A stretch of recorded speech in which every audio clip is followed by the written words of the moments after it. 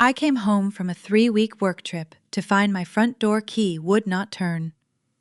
I stood on the porch of the West Virginia cabin I had spent 4 years restoring with my own hands and stared at a strip of cheap-grade duct tape over my cast-iron mailbox. My name was gone. Jackson Bruner was written in thick black marker across the adhesive. When I finally found a way inside, my older brother was sitting on my tailored sofa with his muddy boots on my coffee table, holding my favorite handmade mug. Mom said I could have the house, he told me, barely glancing up from his phone. You are never here anyway. What I did next did not involve screaming or throwing his boxes onto the lawn. I gave him exactly 4 days to leave, and then I picked up my phone and made one phone call that would eventually cost my mother her 40-acre farm and leave my brother facing a state investigator. Before I tell you exactly how you dismantle a family theft without raising your voice, do me a favor.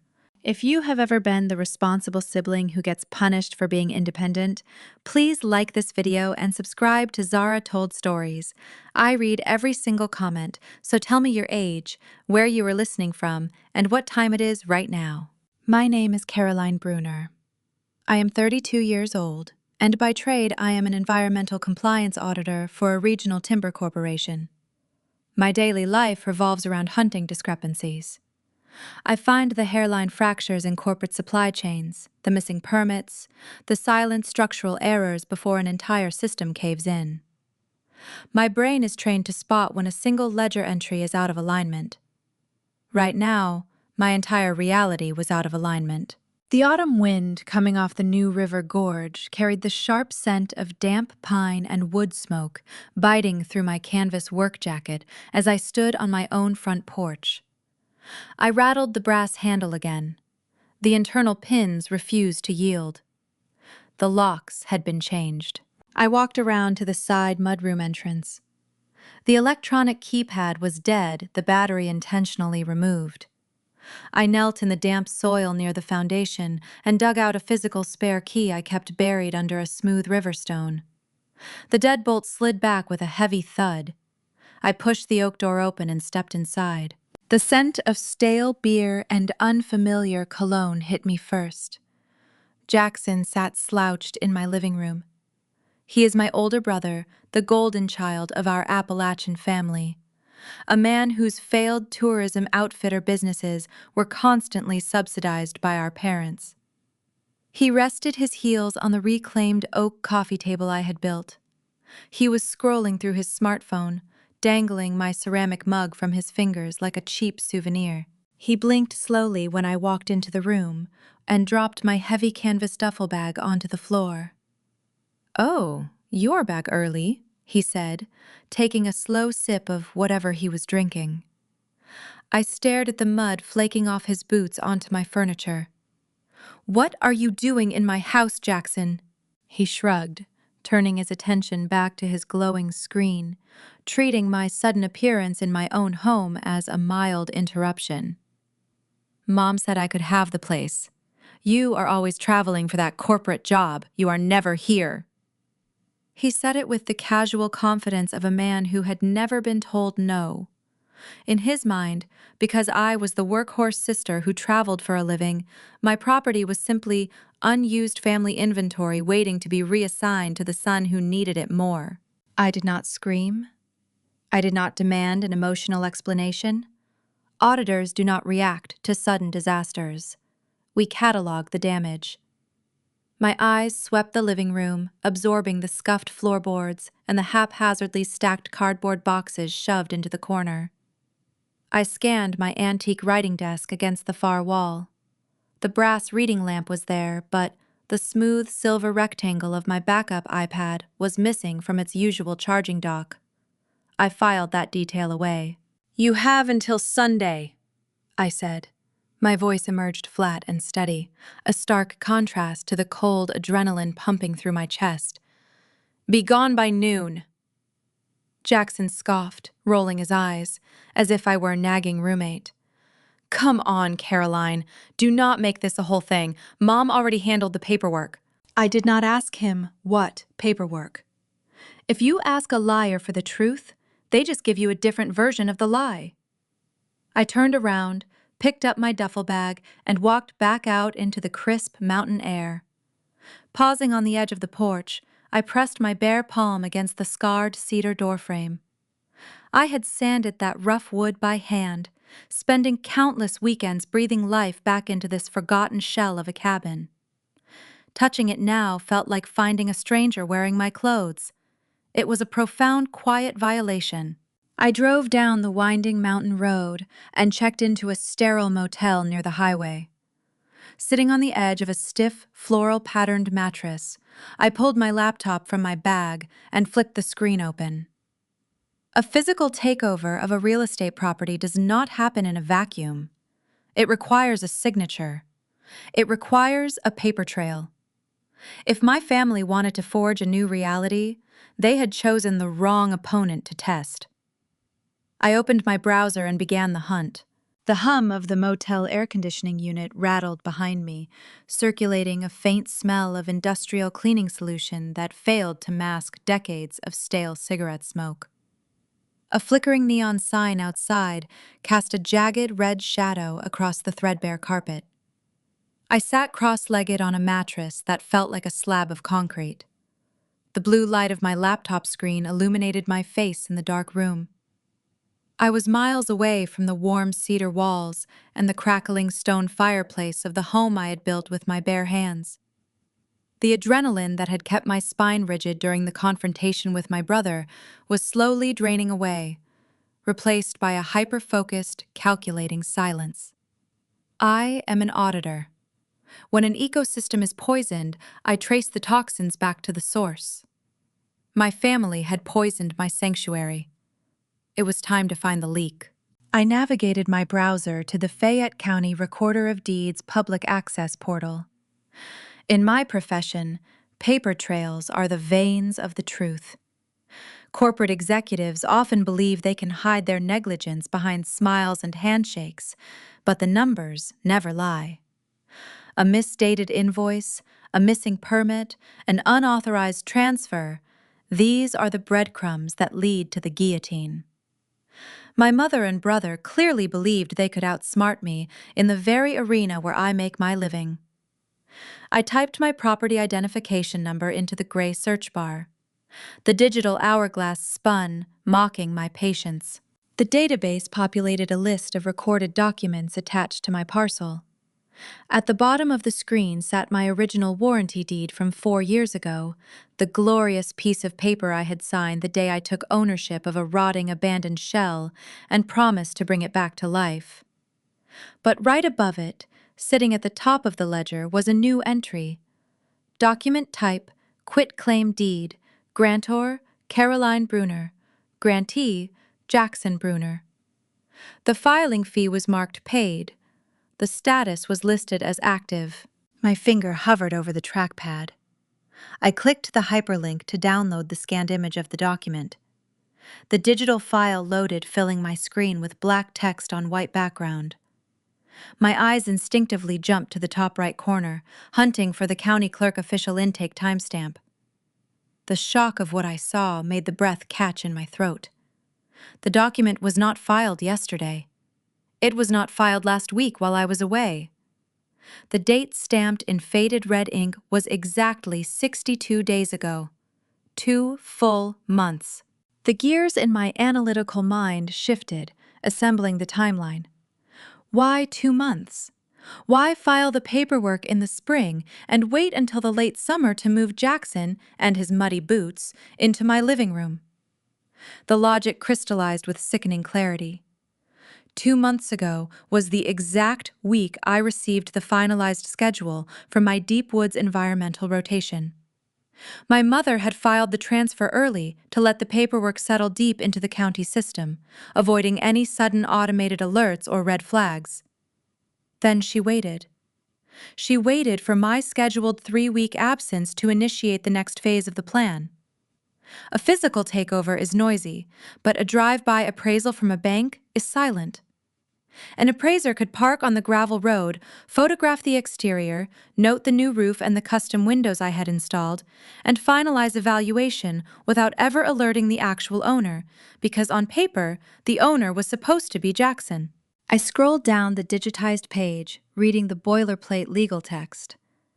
The consideration amount, the price allegedly paid for the property, read $10 and natural love and affection.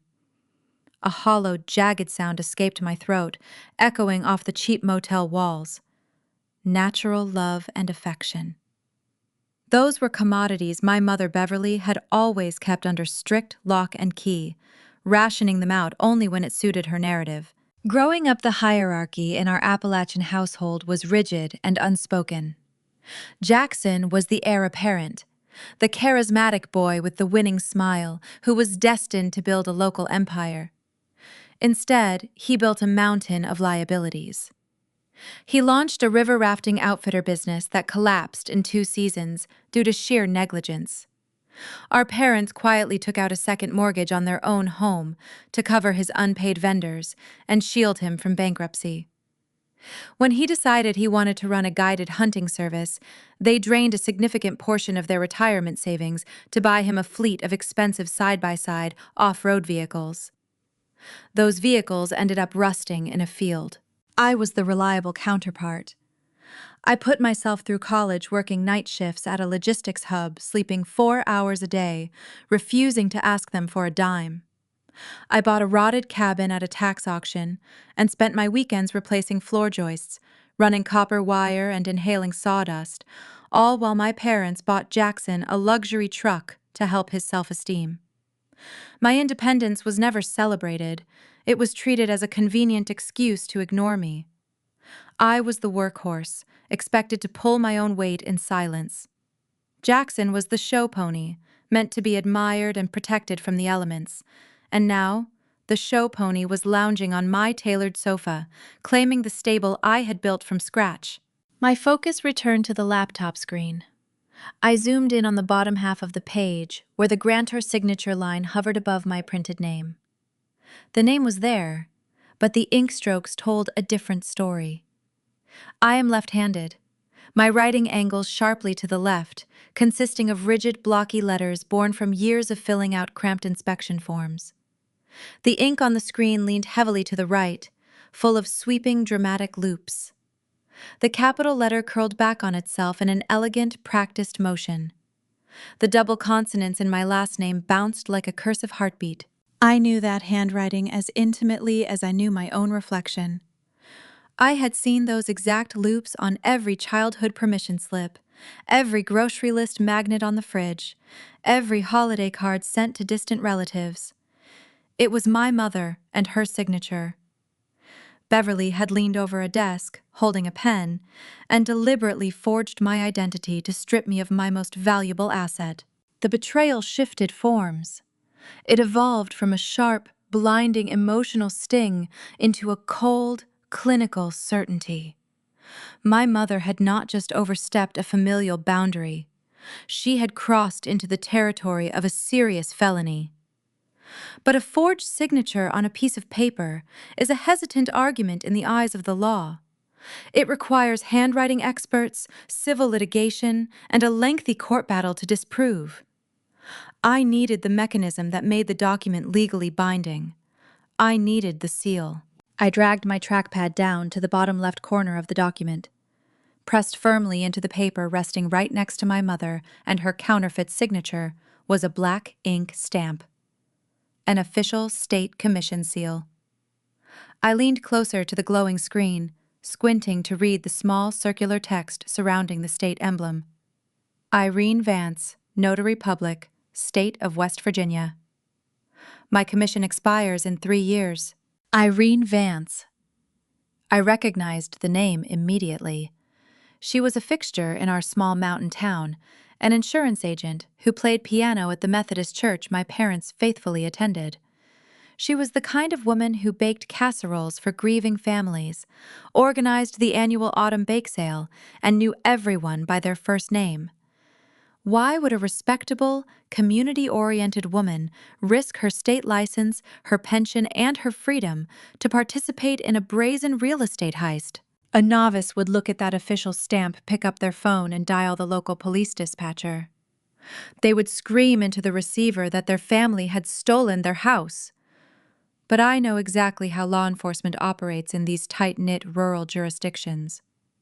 A uniformed deputy would drive out to the motel, look at a recorded deed bearing a legitimate state seal, look at a distressed daughter, and declare the entire situation a civil matter. They would fold their notepad, tell me to hire an attorney, and advise me to take it up with a county judge. That process could take a year. A full year of Jackson living in my home, scuffing my floors, breaking my dishes, and treating my sanctuary like a frat house while the legal system slowly churned through the paperwork. I did not have a year to wait for justice. I needed immediate, explosive leverage to force their hand. To shatter a fraudulent legal document, you do not attack the paper itself. You attack the authentication. If Irene Vance sat in a room, watched my mother sign that deed, and stamped it anyway, she was an active co-conspirator in a felony. If my mother deceived her, presenting the paperwork under false pretenses, Irene was a victim who possessed the singular power to unravel the entire scheme with a single sworn statement. Either way, the local sheriff was not my first move. To break a forged deed and take back a stolen house, you do not call the cops. You corner the notary. The morning fog clung heavily to the valleys of Fayette County as I drove toward the edge of town. My target was a small diner situated off the main highway. The parking lot was gravel, filled mostly with heavy work trucks and rusted sedans.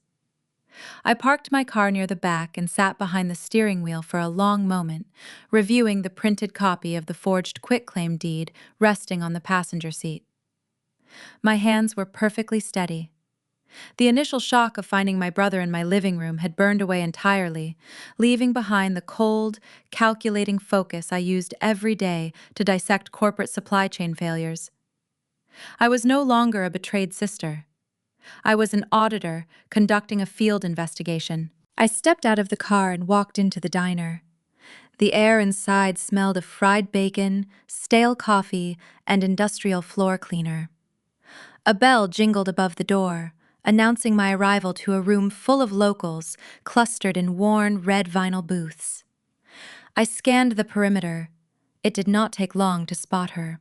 Irene Vance sat alone in a corner booth near the back window. She was a 60-year-old woman who looked exactly like the dependable community pillar she portrayed. She wore a neatly pressed floral blouse beneath a beige cardigan. A pair of silver reading glasses hung from a beaded chain around her neck. She held a ceramic mug in both hands, staring thoughtfully out at the highway traffic. She was the kind of person who organized church potlucks and remembered the birthdays of everyone in her congregation. She was also the person whose official state seal was currently binding a felony forgery to the county record. I walked over for her booth and slid into the empty seat directly across from her. Irene jumped, slightly startled by my sudden appearance. Her warm, familiar smile appeared instantly as she recognized my face. She greeted me with genuine surprise, asking when I had returned from my remote worksite. She mentioned that my mother had told everyone I would be gone for at least another month. I did not return her smile. I did not engage in the customary Appalachian small talk about the changing weather or the local football team. I reached into my canvas jacket and pulled out the folded sheet of paper and placed it flat on the Formica table between us. I pushed the paper toward her. I kept my voice incredibly low and remarkably calm. I asked her to look at the document and confirm if the black ink stamp near the bottom right corner belonged to her. Irene lowered her gaze. She retrieved her reading glasses from the beaded chain and settled them on the bridge of her nose. She leaned forward to examine the page. I watched the physical reaction unfold in real time. The process of human guilt is fascinating to observe when you know what to look for. The color drained from her cheeks with shocking speed, leaving her skin a pale, sickly gray. Her breathing hitched, shallow, and erratic. Her hands, which had been resting comfortably on the table just a moment ago, began to tremble so noticeably that she had to quickly pull them into her lap to hide the shaking. She did not say a word. She did not have to. Her body language was a full confession. Irene, maintaining my quiet, measured tone. My signature is on that deed. Your official state commission seal is right next to it. But you and I both know I was standing in a spruce forest 300 miles away on the day this was allegedly signed. So I need you to tell me exactly how your stamp ended up on a fraudulent legal document transferring my property to my brother. She looked around the diner with wide, panicked eyes, terrified that someone sitting in a nearby booth might overhear our conversation. She leaned in close across the table, her voice dropping to an urgent, broken whisper. She pleaded with me to understand that she never meant to cause any harm. She said she thought she was helping our family survive a terrible crisis. I sat back against the vinyl seat and instructed her to explain the crisis. I reached into my jacket pocket, keeping my hand hidden. I pressed the small button on the side of my smartphone, activating the voice recording application. The device sat quietly in the dark fabric, capturing every syllable. Irene swallowed hard, her eyes brimming with tears. She explained that my mother had ambushed her in the church parking lot 2 months ago, immediately following the Sunday morning service. Beverly had been crying hysterically, clutching a manila folder to her chest. My mother spun a desperate, tragic narrative. She told Irene that Jackson was facing imminent financial ruin and needed a property transfer rushed through the county system that exact day to satisfy a ruthless creditor. When Irene asked why I was not present to sign the paperwork in person, Beverly deployed a masterful lie. My mother claimed I was trapped on a remote logging site with absolutely no cell service or internet connection. She swore that I had begged her over a crackling satellite phone to handle the paperwork on my behalf to save my brother from going to jail. Beverly weaponized the deep, unspoken rules of our mountain community. In our town, church pew loyalty often overrides rigid legal protocol. Neighbors are expected to bend the rules for one another when times get tough. My mother looked a 60-year-old Sunday school teacher in the eye, leveraged decades of social trust, and begged for a favor. Swayed by the tears and the intense pressure, Irene bypassed the fundamental law of her profession. She stamped a document without witnessing the signature. I watched the quiet terror wash over Irene as she spoke. This was the pebble of the conversation, the small, heavy realization of consequence. She was not a hardened criminal. She was a working-class woman nearing retirement. She worked as an agent at a local insurance firm, a job she could only hold as long as her notary commission remained active and in good standing.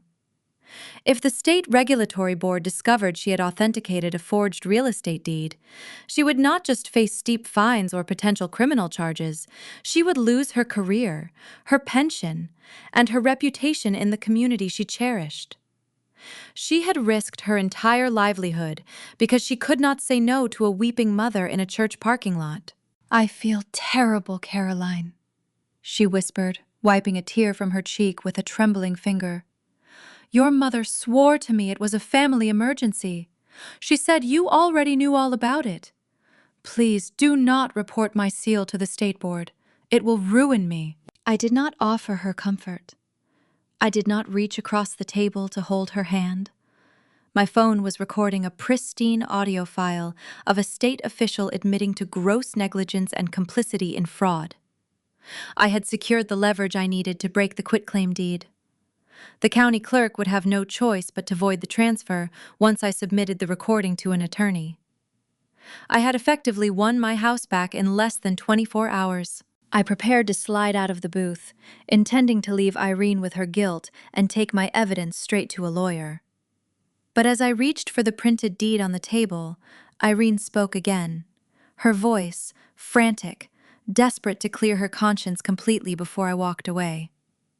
She told me she would never have stamped both papers if she had known there was a disagreement. My hand stopped midair. The ambient noise of the diner faded into a distant, muffled hum. The cold focus in my mind snapped into high alert. I looked at Irene. I asked her to repeat what she just said. She sniffled, pulling a crumpled tissue from her cardigan pocket. She said she felt awful about stamping both of the documents in your mother's manila folder that Sunday. I kept my face perfectly still, hiding the sudden spike of adrenaline surging through my veins. I asked her to describe the second document.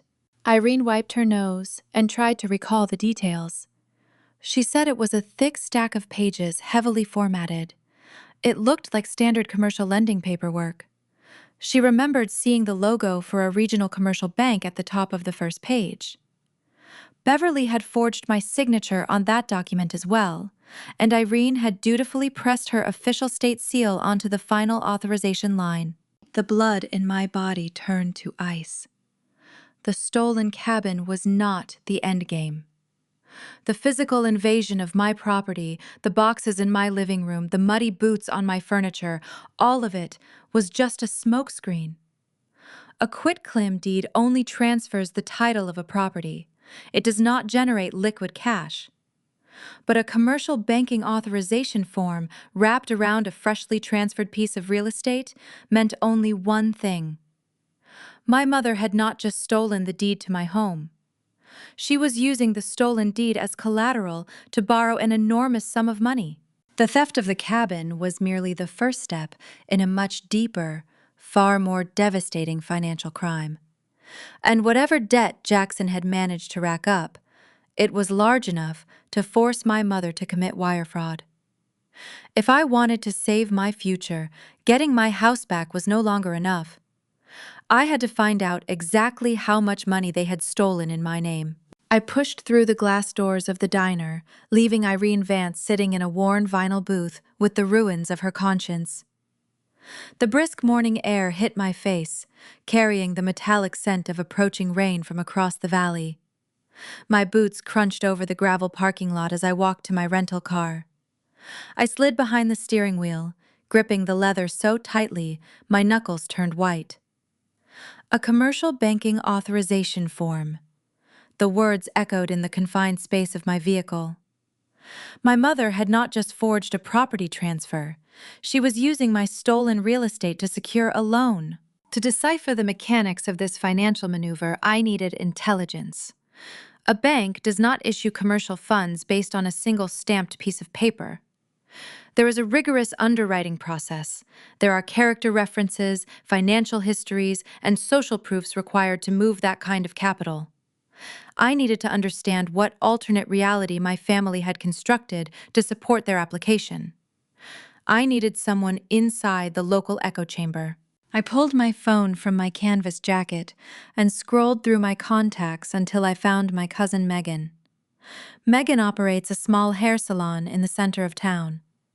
She serves as the unofficial central hub of our extended family network, processing local rumors alongside hair dye and gossip. We were never particularly close, but she possessed a functioning moral compass that occasionally pointed true north. I pressed the call button and listened to the electronic ringing. Caroline Megan answered, her voice pitching upward in genuine surprise. "I thought you were already in Seattle." I stopped breathing for a fraction of a second. The heater in my car hummed a steady, droning note. "Seattle," I repeated, keeping my tone perfectly neutral. "Why would you think I was in Seattle?" There was a long, uncomfortable pause on the line. I could hear the rhythmic snipping of scissors in the background suddenly halt. Megan cleared her throat, realizing she had waded into dangerous waters. Aunt Beverly told everyone at Sunday dinner. Megan said her words cautious and measured. "She said you got a huge corporate promotion, a permanent transfer to the Pacific Northwest. She said you packed up and left 3 weeks ago." I leaned my head against the cold glass of the driver's side window. The architecture of my mother's deception began to reveal its staggering scale. She had not merely timed the forged deed to coincide with my temporary work rotation. She had orchestrated a comprehensive social engineering campaign to explain my permanent absence from the community. Tell me the rest of the story, Megan. I kept my voice stripped of any emotion, projecting the clinical authority I use during compliance audits. Tell me exactly what my mother has been saying for the past 2 months. Megan sighed, the sound heavy with belated guilt.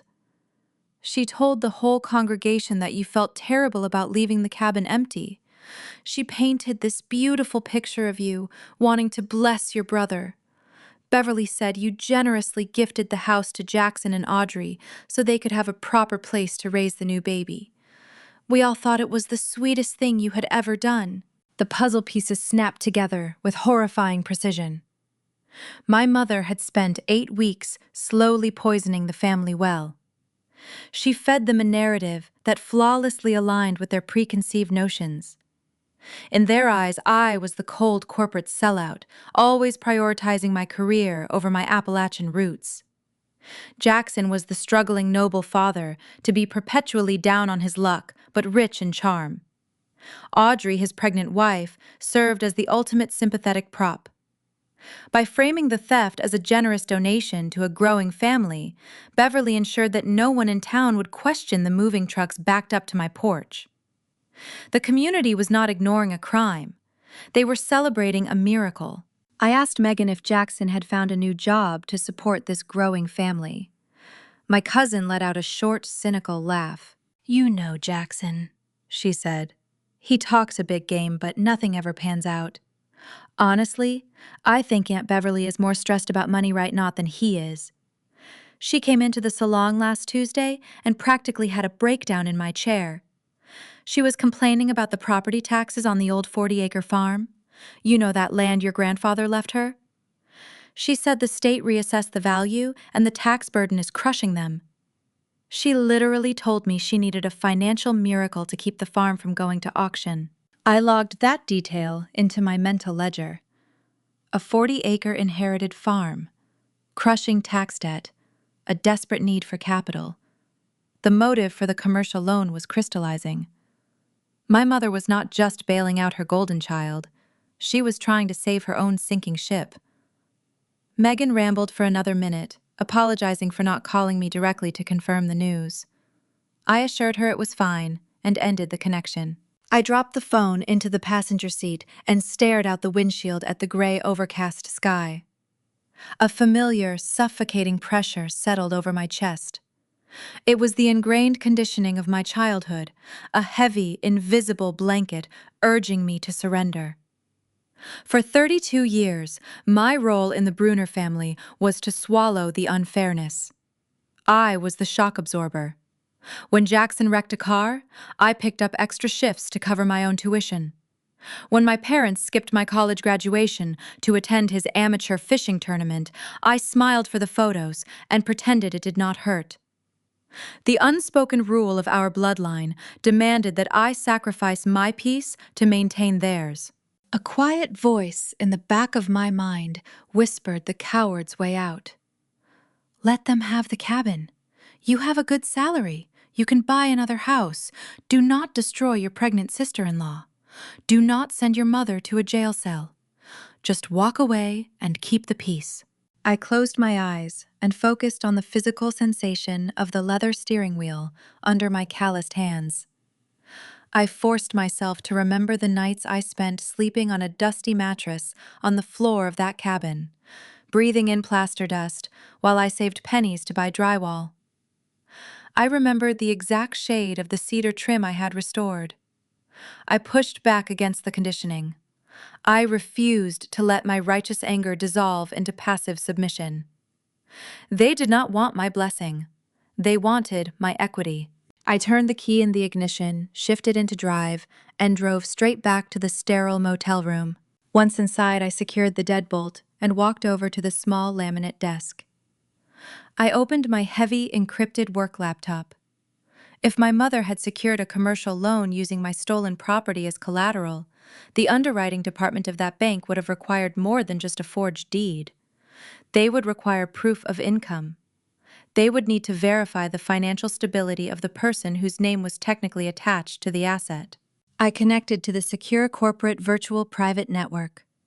The cooling fan whirred as the processor authenticated my credentials. I bypassed my standard auditing software and navigated directly to the Human Resources Employee Portal. My company utilizes a centralized automated system for all personnel requests. Every action is tracked, logged, and timestamped. I clicked on my personal dashboard, bringing up my digital file. My eyes scanned the recent activity ledger looking for any anomalies. I expected to find standard payroll deposits and routine tax document updates. Instead, a bold red notification icon sat next to a document generated 3 days ago. My pulse hammered in my ears. I moved the cursor and opened the file. It was an official verification of employment. The document detailed my exact corporate title, my annual salary, my bonus structure, and my tenure with the Timber Corporation. It bore the digital signature of our Senior Human Resources Director. I scrolled to the bottom of the page to read the transmission log. The verification had not been downloaded to a personal device. It had been transmitted directly via secure electronic fax to the underwriting department of a regional commercial lender located 50 miles away. The floor beneath me felt as though it had vanished. The breath left my lungs in a sharp, painful exhale. My mother had not just forged my name on a piece of local county paperwork. She had breached the perimeter of my professional life. To request an official employment verification, a person must provide highly specific identifying information and bypass security protocols designed to protect corporate employees. Beverly had impersonated me to my own employer, extracting my pristine professional record to satisfy a commercial loan officer. She had chained my spotless career, my financial stability, and my federal tax identity to whatever disastrous debt Jackson was attempting to conceal. The theft was no longer contained to a cabin in the woods. The threat had mutated, wrapping its toxic roots around the very foundation of my independence. I slammed my laptop shut and grabbed my car keys off the motel nightstand. The flimsy walls of the rented room felt like they were closing in, pressing the stolen human resources document against my throat. A corporate employment verification is not an open-source public record. It is a shielded asset. Extracting it requires bypassing a fortified digital perimeter. I needed to know exactly how that perimeter was breached, and I could not do that over an unsecured motel wireless connection. I drove toward the regional headquarters of the Timber Corporation, where I spend 60 hours a week hunting structural failures. The Saturday morning streets were empty, washed in the gray flat light of an impending Appalachian rainstorm. I badged through the glass security turnstile of my office building. The expansive lobby was hollow and silent save for the low, constant drone of the climate control systems and the faint, sterile smell of ozone drifting from the server rooms. I walked straight to my cubicle on the 3rd floor, dropped my canvas jacket over the back of my chair, and booted up my hardwired desktop terminal. My company enforces a rigorous cybersecurity protocol. Accessing sensitive personnel files from an outside network triggers a mandatory 2-factor authentication sequence. A password alone is useless against the firewall. You need a secondary authorization, usually a push notification, sent to an authenticated mobile device. If my mother had somehow guessed my password by leveraging intimate knowledge of my childhood pets or her own maternal maiden name, she still would have hit a digital brick wall. Unless someone on the inside held the key. I opened the administrative security portal and pulled the raw access logs from my employee profile. Lines of code cascaded down the monitor, reflecting pale green light against my face. I isolated the exact timestamp from the generated employment verification document, matching it to the server access request. I tracked the session identification backward, hunting for the authentication handshake. The screen displayed the inbound Internet Protocol address. I recognized the numerical sequence instantly. It was the static address assigned to the rural broadband router bolted to the side of my cedar cabin. My lungs tightened. The login attempt originated from my own living room. I moved my cursor over the device registry to see which piece of hardware had received and approved the push notification. The system identified the authenticating hardware as a linked tablet. The memory from yesterday afternoon flashed behind my eyes. Standing in my living room, staring at my antique writing desk. The brass reading lamp was there, but the smooth silver rectangle of my backup iPad was missing from its usual charging dock. That device was synced to my corporate accounts, functioning as a trusted authenticator whenever my primary phone was dead or charging in another room. The realization struck me like a physical blow to the sternum. Beverly had not executed this cyber breach alone from her own kitchen. Jackson was a crucial active participant. My older brother had not just propped his muddy boots on my coffee table and passively enjoyed the stolen square footage. When the corporate firewall demanded proof of identity to release my financial records Jackson had picked up, my personal tablet read the security prompt and deliberately pressed approve. My own flesh and blood had handed my professional identity over to a predatory lender. I logged out of the terminal, grabbed my jacket, and walked back out to the sprawling asphalt parking lot. I climbed into the driver's seat of my sedan, shut the heavy door, and gripped the leather steering wheel. The silence of the empty lot mirrored the sudden, profound emptiness expanding inside my chest. For years, I had treated my career as an impenetrable fortress. When family dinners devolved into toxic arguments about Jackson and his endless needs, my job was the shield I hid behind. My professional reputation was the one thing they could not touch, the one asset they could not guilt me into sharing. Sitting in the cold car, I mourned the violation of that sacred boundary. They had reached their hands into the safest corner of my life and turned my hard-earned credibility into a cheap pawn for their fraudulent game. I allowed myself to feel the grief for exactly 1 minute, tracking the sweep of the second hand on my dashboard clock. When the minute ended, the grief crystallized into cold, calculated resolve. I pulled the digital copy of the verification document on my phone and zoomed in on the destination fax number at the bottom of the page. A quick web search tied the digits to a regional commercial lender headquartered in the next county over. It was an institution specializing in high-yield real estate lines of credit, the kind of bank that deals in fast approvals and steep interest rates. I dialed their primary customer service line. An automated synthetic voice answered, offering a maze of menu options. I pressed the corresponding numbers to check an existing application status. The robotic prompt requested the primary applicant identifying details. I punched in my 9-digit social security number. A brief pause followed, filled with the faint static of the holding queue. The synthetic voice returned, brisk and devoid of human empathy. It stated that the application for a home equity line of credit was approved. The system then recited the principal loan amount, $150,000. I stopped breathing. The number echoed in the cramped space of my vehicle. $150,000 borrowed against the equity I had bled to build in those cedar walls. The automated voice continued its unfeeling recitation. It informed me that the initial draw period had been activated. The funds were out of the underwriting department and queued for disbursement.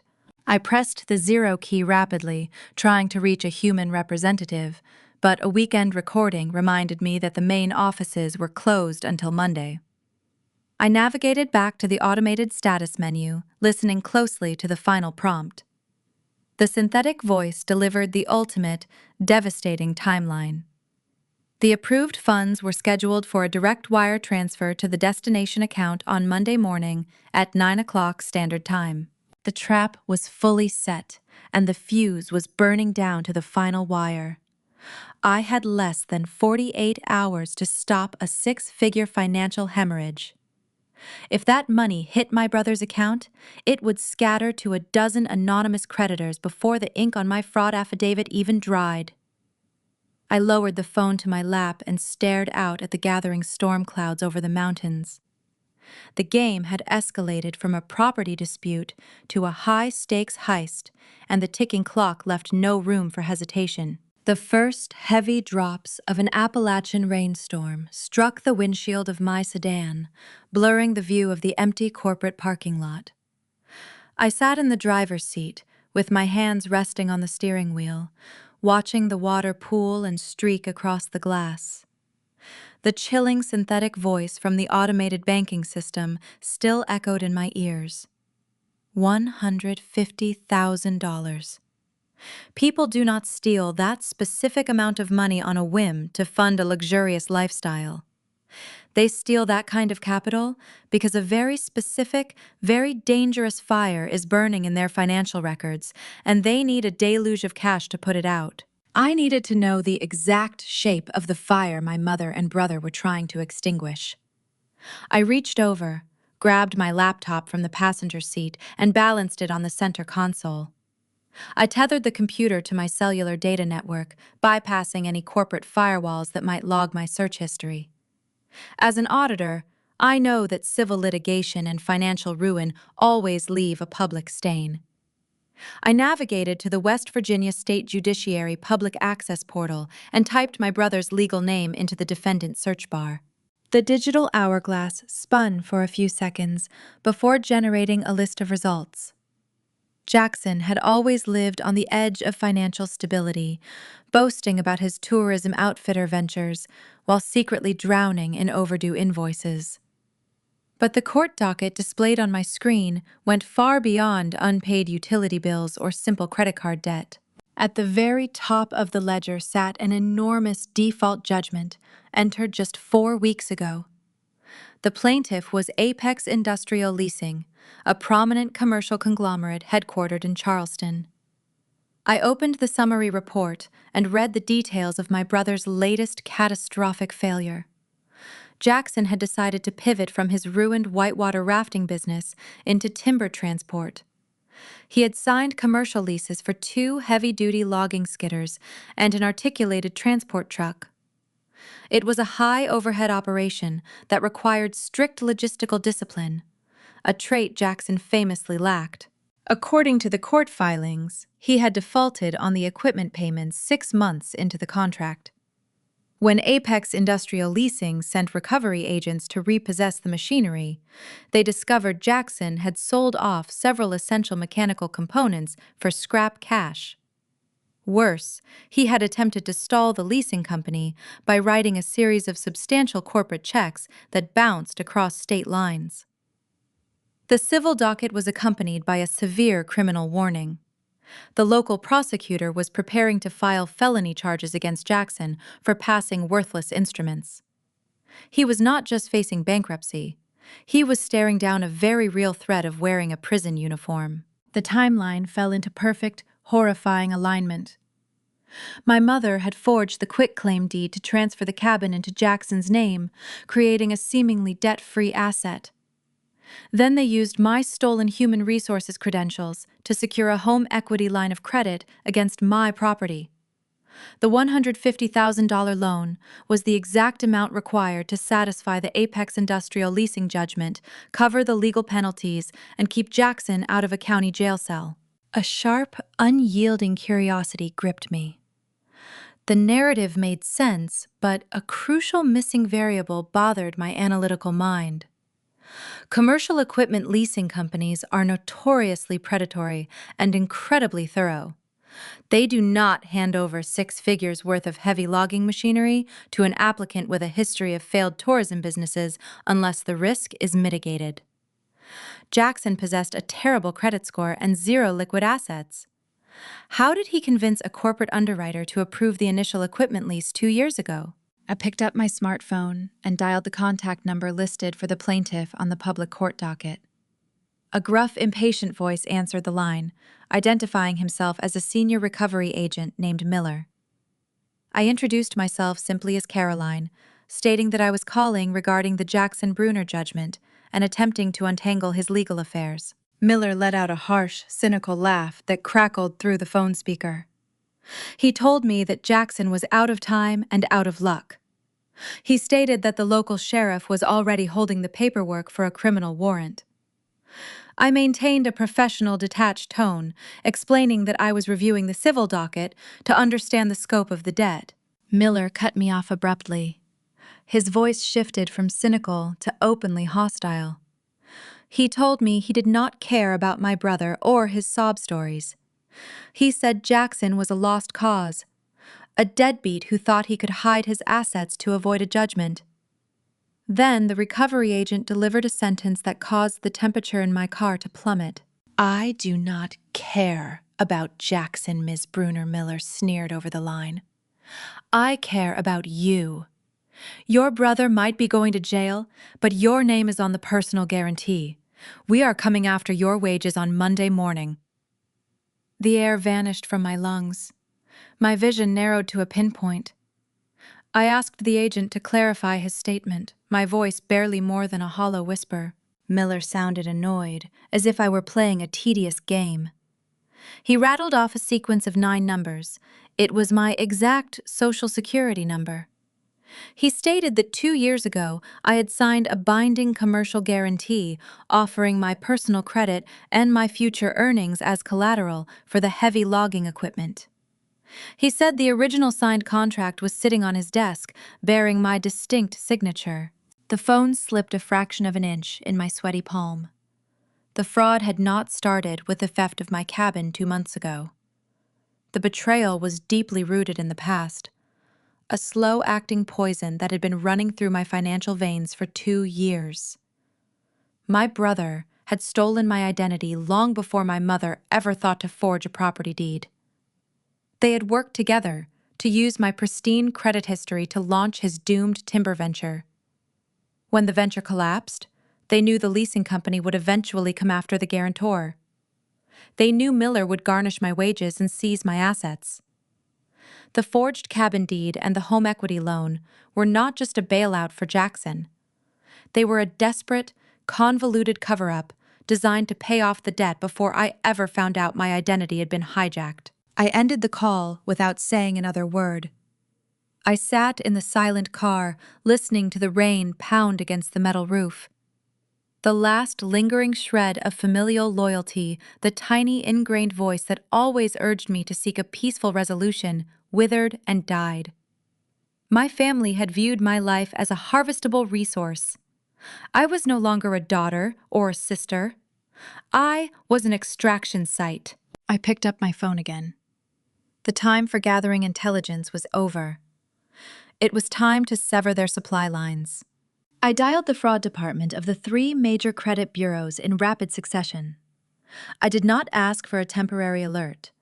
I initiated a severe, permanent security freeze on my Social Security number.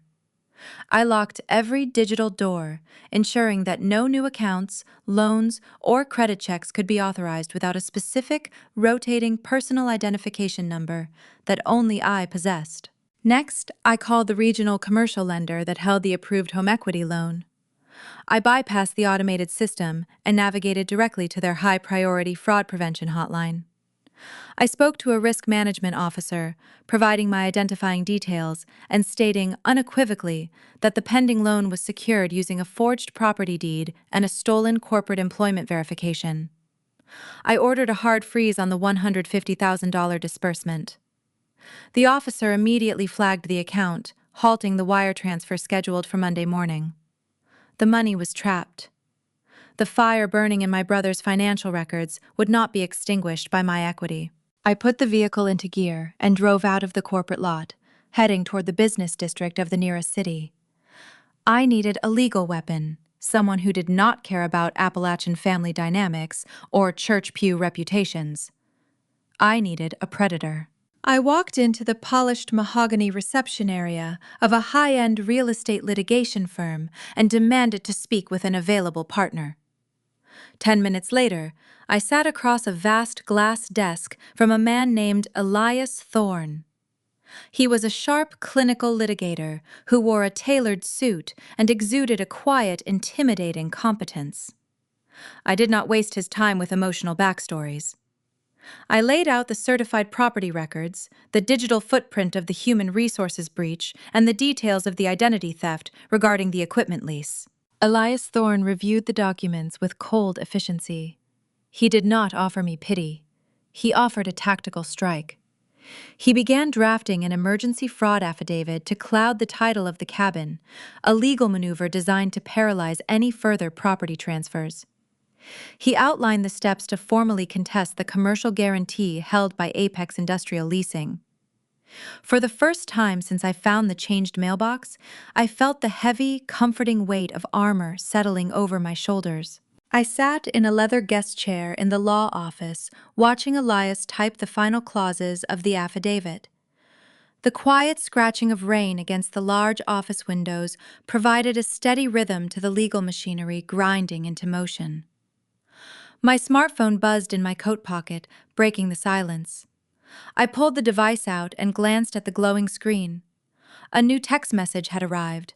The sender was Audrey, my brother's 5-month pregnant wife. I opened the message.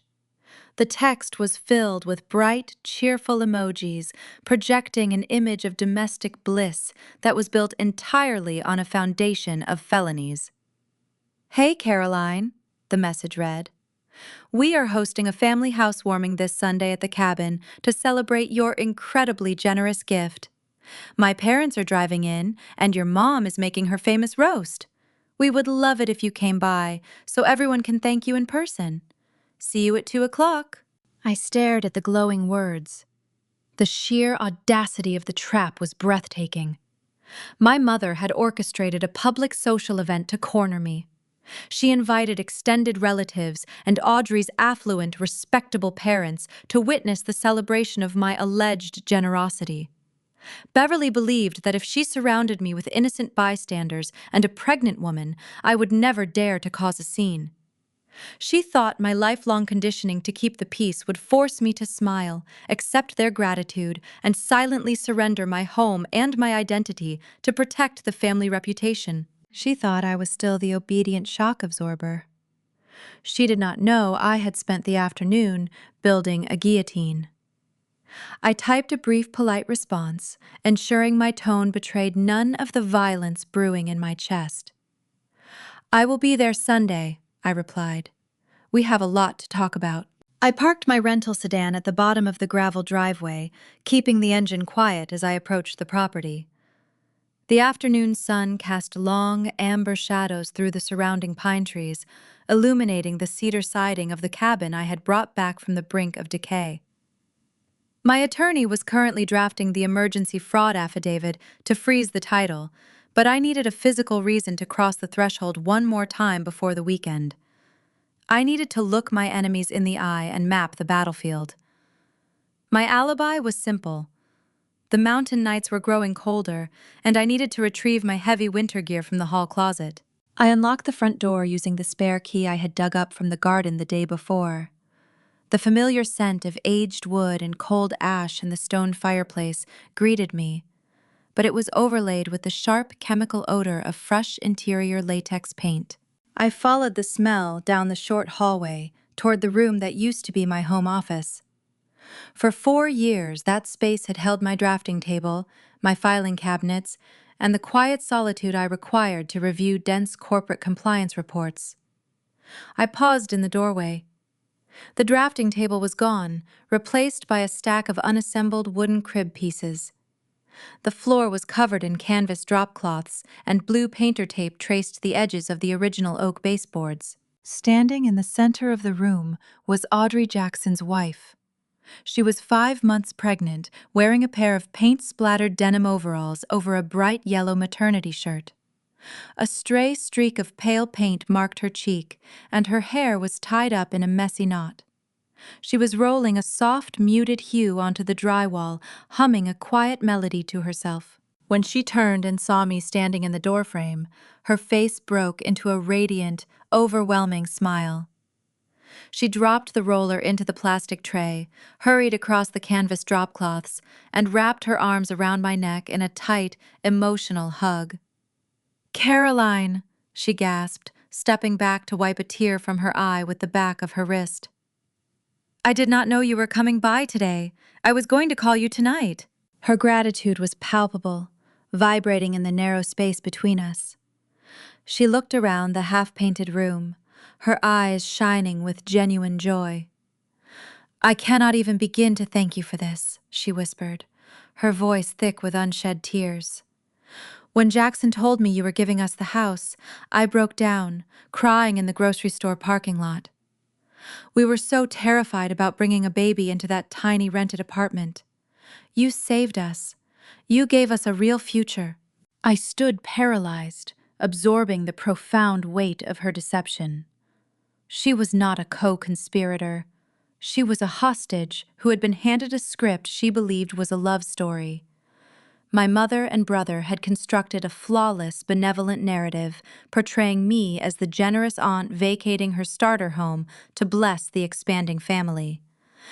They allowed this pregnant woman to weep with joy, to pack her belongings, and to dream of a stable future, knowing the entire foundation was built on felony forgery and identity theft. Audrey picked up a rag and wiped a drop of paint from the windowsill.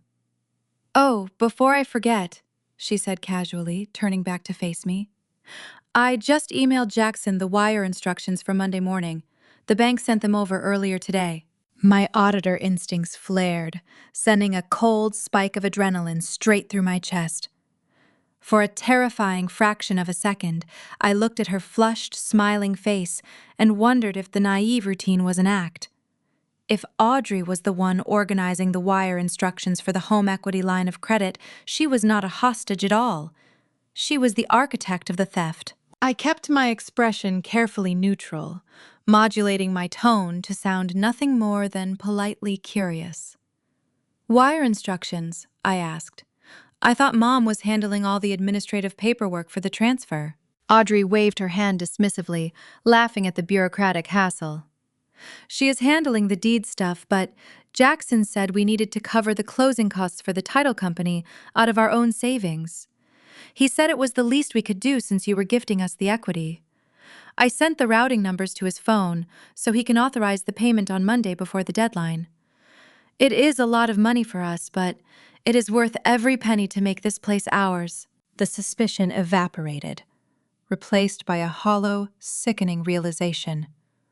She was not the mastermind. She was another mark in the con. Jackson was not just stealing my home and my credit history. He was draining his own wife's modest savings account to pay the hidden fees associated with the fraudulent commercial loan. He convinced the mother of his unborn child that she was investing in a legitimate real estate closing, when in reality, she was funding the desperate cover-up of his defaulted heavy equipment lease. I looked down at the canvas drop cloth beneath our feet. A sliver of the original hardwood floor peeked through a gap in the fabric. The grain of the oak caught the afternoon light streaming through the window. Staring at that specific plank of wood, a vivid, unwelcome memory surfaced, dragging me back 3 years into the past. I remembered kneeling on this exact floor for weeks, operating a heavy rented drum sander until the vibrations made my arms go numb. I remembered the blisters on my palms breaking and bleeding into my work gloves. I was subsisting on an endless diet of instant ramen noodles and cheap black coffee because every single dollar from my paycheck was funneled into buying drywall insulation and copper wiring. I was freezing in the mountain drafts, shivering in a sleeping bag, trading my physical comfort for the promise of eventual independence. During that exact same harsh winter, Jackson had pulled into our parents' gravel driveway driving a brand new custom-lifted truck. The vehicle cost $60,000. He boasted that he needed the heavy payload capacity for his new outfitter business. He had no verifiable income and a terrible credit score, but Beverly and Dale had happily co-signed the high-interest loan and provided the substantial down payment. They subsidized his luxury illusion while I bled into the floorboards of a ruined cabin. The contrast in our treatment was the defining architecture of our family. Jackson was a vessel meant to be filled. I was a quarry meant to be mined. A heavy footstep in the hallway broke the silence of the memory. Jackson appeared in the doorway of the nursery. He held a cold bottle of water, leaning his shoulder casually against the freshly painted doorframe. He took a slow drink, his eyes locking onto mine over the rim of the plastic bottle. He knew I was closing in. He knew I had not just rolled over and accepted the loss. The tension stretched between us, a silent, high-voltage wire humming with unspoken threats. "Look who is here," he said, his voice dripping with forced artificial warmth. "Just picking up some things before you head out west, Caroline." He shifted his weight, moving slightly to position himself just behind his pregnant wife. It was a calculated, cowardly, tactical maneuver. He was using Audrey as an innocent human shield. The urge to detonate the truth right then and there burned in my throat. I wanted to pull the corporate verification documents from my pocket. I wanted to dial the county sheriff on speakerphone, demand a deputy respond to a trespassing call, and watch the color drain from my brother's smug face. I wanted to tear down the facade and expose the rot beneath the floorboards. But I looked at Audrey. Her hands rested gently on the swell of her stomach. She was looking back and forth between us, completely oblivious to the silent warfare raging in her new nursery. If I dropped the match right now, the explosion would not just burn Jackson. It would destroy a kind, unsuspecting woman in the middle of painting a room for her first child. It would create a chaotic, traumatizing scene with law enforcement tearing a family apart while a pregnant mother stood weeping in a half-finished room. Jackson would inevitably spin the chaos to his advantage. He would play the victim, portraying me as the unstable, vindictive sister who suffered a mental breakdown and attacked a growing family out of petty jealousy. I refused to let him control the narrative. I refused to let him use a messy skirmish to obscure the clinical facts of his felony. The destruction of this lie required precision, not collateral damage. I forced the burning anger back down into my chest, locking it away behind a smooth, impenetrable facade. I smiled at Audrey, a soft, polite expression that did not reach my eyes. I pointed to the wall she had been rolling. "It is a beautiful color," I said quietly. "What is it called?" Audrey beamed, her face lighting up with genuine pride. She ran her hand over the damp latex. "It is called Appalachian Dawn," she said. "I thought it felt like a new beginning." A new beginning. The irony tasted like ash on my tongue. "It is perfect," I replied. I turned away from the painted wall, stepped past my brother without acknowledging his presence, and walked down the hallway to the coat closet. I grabbed my heavy winter parka, slung it over my arm, and walked out the front door into the fading mountain light. I did not say goodbye. I walked to my rental car, tossed the coat into the back seat, and gripped the steering wheel. The pieces were all on the board. The forged deed, the stolen corporate verification, the frozen loan, the fraudulent wire instructions, and the unwitting human shield. Beverly thought her Sunday housewarming party would be the final seal on my submission. She expected me to sit quietly in the corner, sip sweet tea, and swallow the theft to protect the pregnant woman painting my walls. She was right about one thing. I was going to wait for Sunday, but I was not coming to celebrate an Appalachian dawn. I was coming to bring the dark. Brunner Automotive sat on a fractured stretch of blacktop just off the state highway, framed by the encroaching shadows of the Appalachian ridges.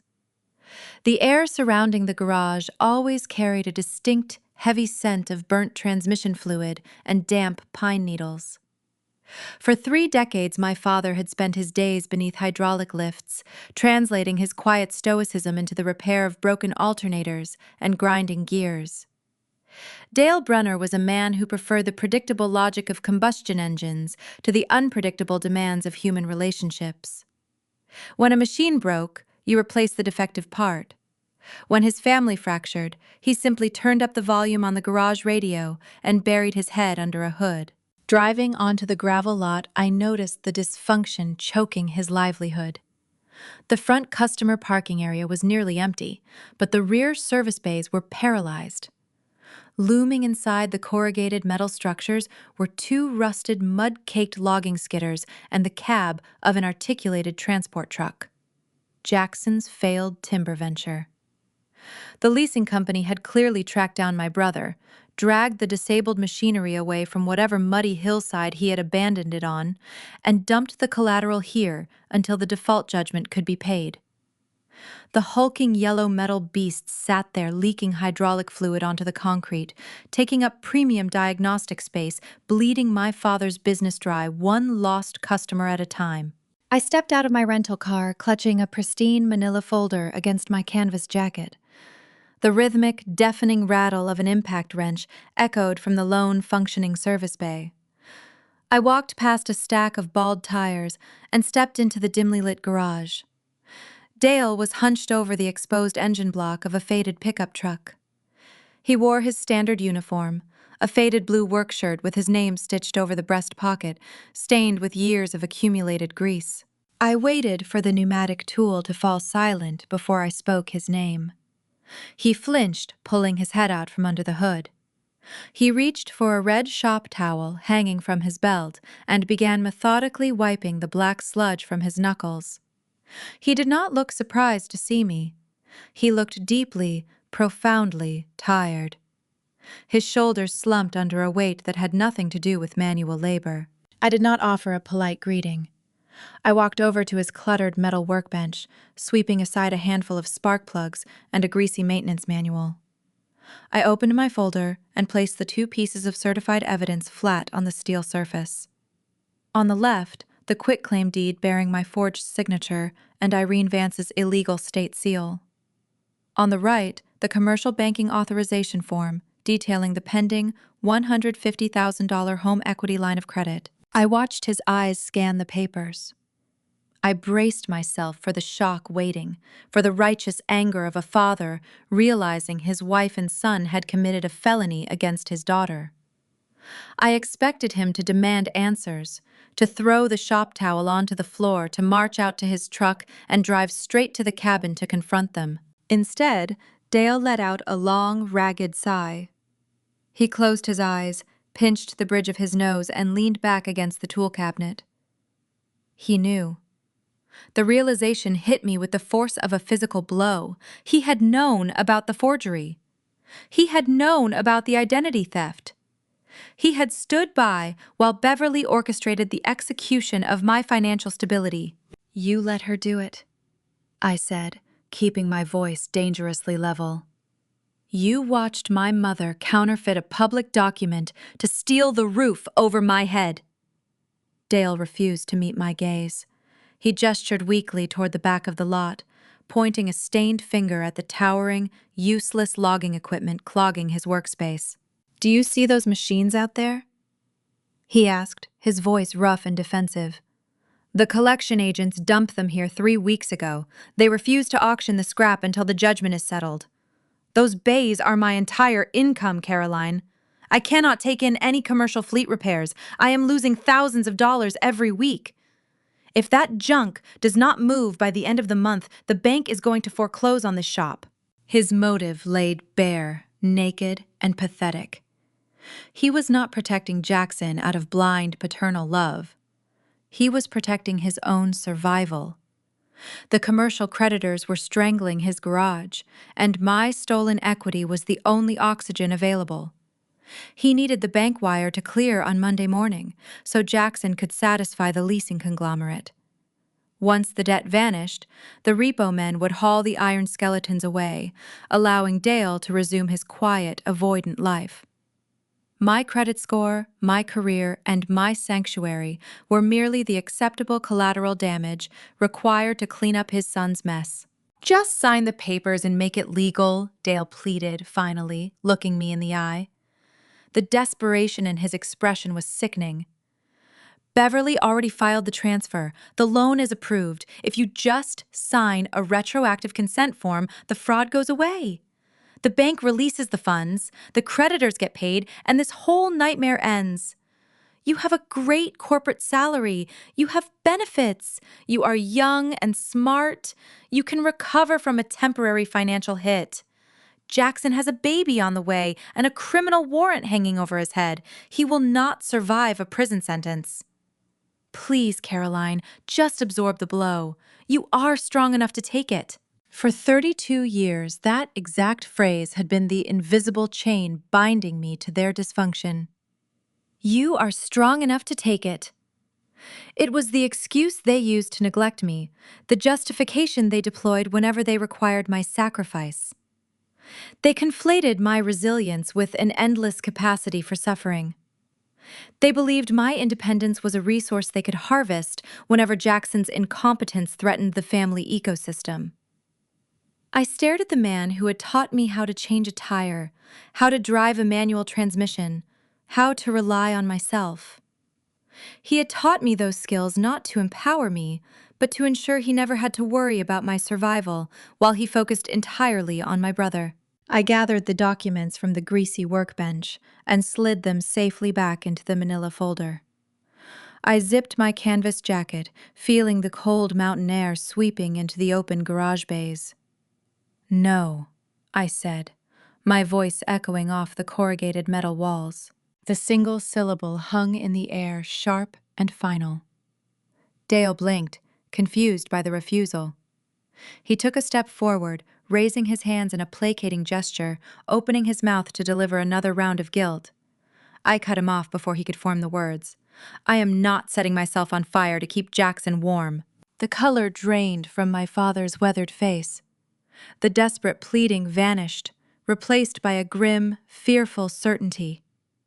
He realized the lifelong conditioning had finally cracked. I was no longer the willing shock absorber. He reached for his red shop towel, twisting the fabric between his hands. "If you blow up this loan," he warned, his tone dropping to a hushed whisper, "your mother is not going to just walk away. She anticipated you might find out and throw a fit. She already set up a backup plan, a safety net to freeze the title if you tried to bring in the lawyers. If you fight her, she will trap that property in the courts for years.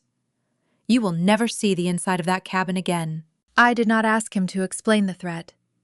I turned my back on him, walking out of the dim garage and into the fading afternoon light. The gravel crunched beneath my boots as I approached my rental car. A failsafe. Beverly had engineered a mechanism to paralyze the legal system, a decoy designed to buy Jackson time while she navigated the fallout. I slid behind the steering wheel, gripping the leather tight. The battle was escalating from a quiet investigation into a tactical legal war, and I had to figure out exactly what landmine my mother had buried in the county records before it blew my strategy to pieces. I drove straight from my father's grease-stained garage back to the polished glass conference room of Elias Thorne. The warning Dale delivered hung in the air, a dark cloud, promising a legal ambush. I relayed the conversation to my attorney, detailing the threat of a secondary mechanism designed to freeze the title. Elias did not flinch. He operated with the cold, mechanical precision of a surgical strike. Within an hour, he had drafted an emergency fraud affidavit, a heavy legal instrument designed to void the initial fraudulent quitclaim transfer and halt the bank disbursement. We walked into the Fayette County Courthouse early the next morning. The building smelled of old paper floor wax and decades of slow-moving Appalachian bureaucracy. Elias approached the clerk window and slid the affidavit across the scratched marble counter. The clerk, a tired-looking man with wire-rimmed glasses, began typing the parcel identification numbers into his aging computer terminal. I watched the keystrokes, anticipating the satisfying click of a digital padlock securing my property. Instead, the clerk frowned, scrolling down his monitor. He pushed his glasses up the bridge of his nose and looked at Elias with a mixture of confusion and bureaucratic fatigue. The clerk informed us that a new instrument had been recorded against the parcel just 2 hours prior, right when the office opened. Elias demanded a printed copy of the updated chain of title. The clerk handed over a warm sheet of paper. I leaned in to read the freshly stamped ink. My mother had executed her failsafe.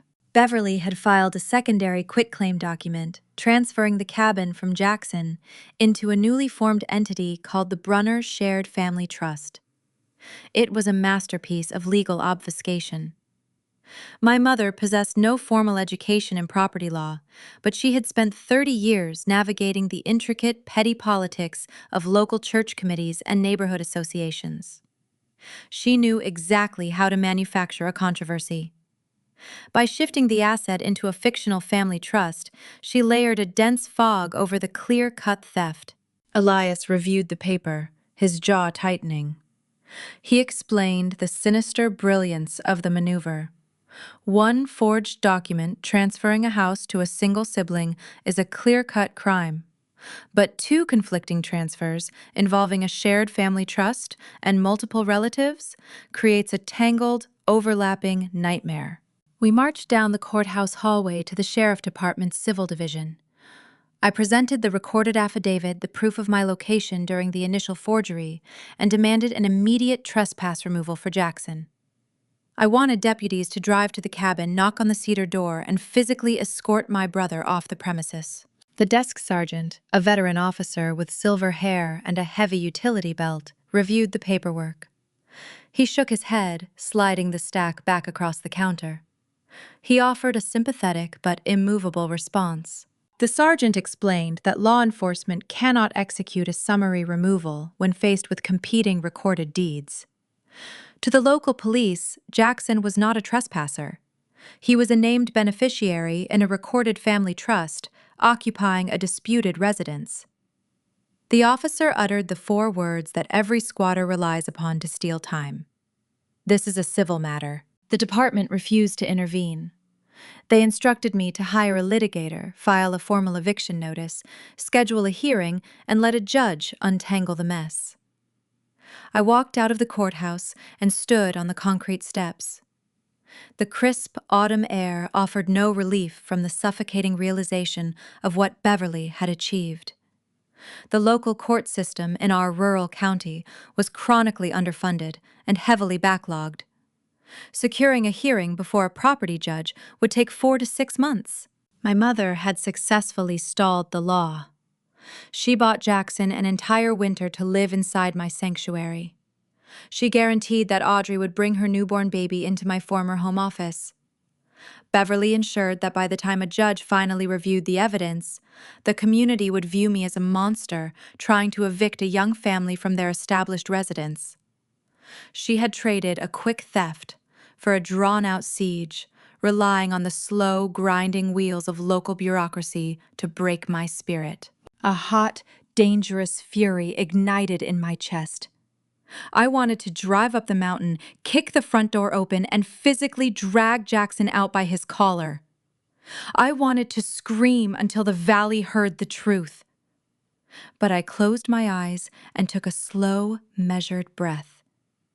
I forced the rising panic back down, replacing the emotion with the cold, calculating discipline of a corporate auditor.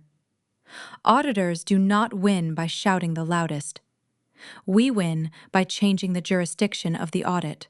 I realized I was playing the wrong game on the wrong board. Beverly had designed her strategy to exploit local property disputes, knowing the county sheriff would step back from a civil family argument. She treated the cabin as the ultimate prize, assuming I would remain hyper-focused on regaining my 4 walls and a roof. She had made one fatal miscalculation. She forgot that transferring real estate requires a state-commissioned officer. Irene Vance had stamped that paperwork. Beverly had orchestrated the illicit use of a government seal. The local police might ignore a squatter holding a fake deed, but state-level authorities do not ignore felony forgery. They do not care about pregnant wives, Appalachian family dynamics, or shared trusts. They care about the integrity of the state financial system. I sat in the passenger seat of my rental car and pulled out my smartphone. I bypassed the local precinct numbers entirely. I searched for the direct contact line to the West Virginia State Police Financial Crimes Division in Charleston. A dispatcher answered. I requested to speak with an investigator regarding a coordinated wire fraud conspiracy involving a counterfeit state notary seal and a fraudulent commercial loan application. Within 3 minutes, my call was routed to a senior investigator. I did not mention the stolen furniture. I did not complain about Jackson changing the name on my mailbox. I stripped all the emotion from my voice, presenting a clinical, devastating summary of the evidence. I detailed the unauthorized human resources breach, the IP address matching the cabin, the pending $150,000 commercial disbursement, and the recorded audio confession from Irene Vance admitting to an illegal stamp. The investigator remained silent for a long moment, typing rapidly on his end of the line. When he finally spoke, his tone was devoid of the dismissive fatigue I had encountered at the local courthouse. He recognized the severity of a compromised state commission and the impending wire fraud. He informed me that crossing corporate firewalls to secure illicit commercial funding elevated the situation far beyond a county property dispute. He asked me to upload the digital evidence files directly to a secure server. He stated that his unit would review the documentation immediately. The state machinery was waking up, shifting its immense weight toward my family. I ended the call and leaned my head back against the headrest. I had bypassed the decoy. I had nullified the delay. My mother thought she was playing a clever game of local checkers, hiding behind the slow pace of a county judge. She had no idea I had just invited a massive, unyielding, federal-level response to her front door. My phone vibrated in my hand, shattering the brief moment of tactical satisfaction. A new number flashed across the screen, bearing an out-of-state area code. The financial gears my mother had set in motion were still turning, and the collateral damage from Jackson's hidden debts was finally arriving to collect. The harsh vibration of my smartphone rattling against the cheap hotel nightstand pulled my attention away from the digital state police portal. The caller identification displayed an unfamiliar, out-of-state area code. Normally, I screen unknown numbers, letting them drop into voicemail. But the financial gears my family had cranked into motion were spinning fast now, and ignoring the fallout was no longer a tactical option. I swiped the screen and brought the receiver to my ear. A man with a flat, gravelly voice spoke my full legal name. He did not bother with pleasantries. He identified himself as an asset recovery agent, representing the commercial equipment conglomerate holding my brother's default judgment. His tone carried a predatory edge, a practiced cadence designed to corner terrified debtors and force them into hasty settlements. I remained quiet, letting him lay his cards on the table. He explained precisely how he found me. When Beverly infiltrated my corporate human resources portal to initiate the home equity line of credit, the system generated a fresh credit inquiry. That digital ping acted like a flare in the dark. The collection agency utilized skip tracing software that monitors their guarantors for new financial activity. Because my brother had stolen my Social Security number 2 years ago to secure the logging machinery, my mother's recent loan application drew the hounds straight to my cellular device. The agent did not care about the nuances of Appalachian family theft. He only cared about the ledger. He informed me that the grace period for the defaulted lease was officially over. His legal department was finalizing a writ of garnishment. He promised that by Monday morning, when the business day opened, my corporate employer would receive a binding court order. They were going to attach a lien to my salary, slicing a huge percentage out of my paycheck until the 6-figure debt was satisfied. He expected me to beg. He expected tears, frantic explanations, or a desperate promise to wire the funds immediately. In my profession dealing with hostile factory managers trying to hide environmental violations, you learn to let the adversary empty their lungs before you dismantle their position. I listened to his threats without interrupting. When he finished speaking, the line hummed with static. I kept my voice chilled, stripping away any trace of panic or familial shame. I informed the recovery agent that he was monitoring a dead asset. I stated clearly that the pending real estate loan he anticipated was officially frozen. I told him the transaction was currently locked down under an active state wire fraud investigation involving counterfeit notary seals and identity theft. The promised capital he was waiting to intercept would never leave the underwriting department. I heard the agent curse under his breath, the predatory confidence evaporating into frustration. He realized the easy payday had just vanished behind a wall of state police tape. He began to demand answers, insisting he still had the right to seize physical property. I did not hang up. I did something far more dangerous. I provided the creditor with a map. I gave the recovery agent the exact physical address of my cedar cabin. I described the layout of the gravel driveway. I informed him that the man who had defaulted on the commercial lease was currently occupying the premises. I even provided the make, model, and license plate number of the expensive lifted pickup truck my parents had purchased for Jackson, noting that it was parked right outside the front door. By handing over those coordinates, I actively invited real-world consequences to cross the threshold of my stolen sanctuary.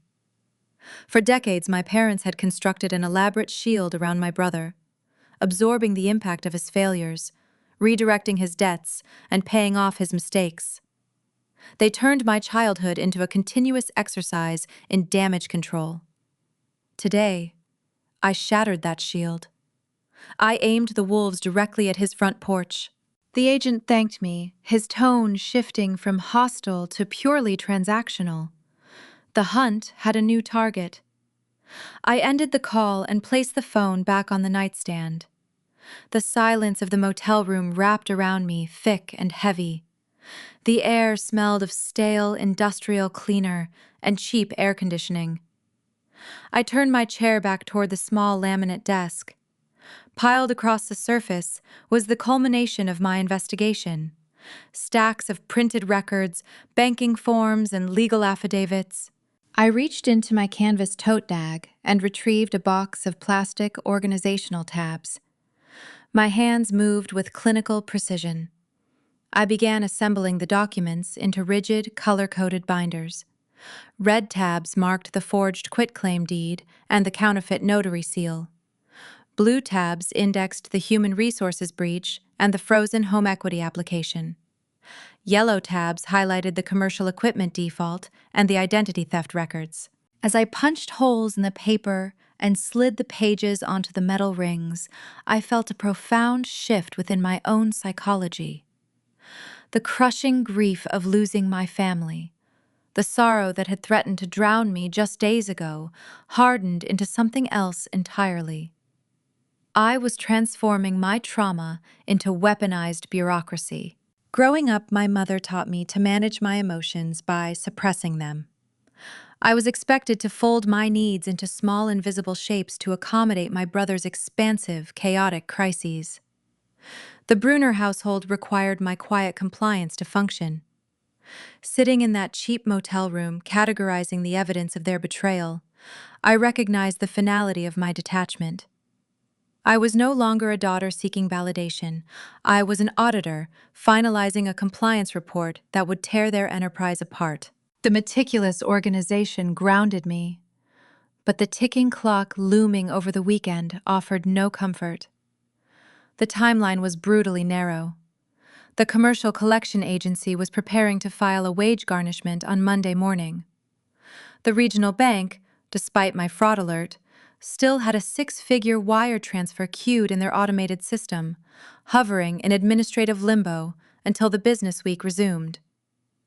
If the narrative was not permanently shattered before Monday, the bureaucratic machine would unleash chaos on my professional and financial life. Sunday was the bottleneck. Sunday was the only stage left where I could control the detonation. My mother had orchestrated the family housewarming party to corner me, using her affluent in-laws and the local church congregation as a social pressure cooker. She believed the presence of an audience would force me to surrender. She underestimated the clarity of someone who has nothing left to lose.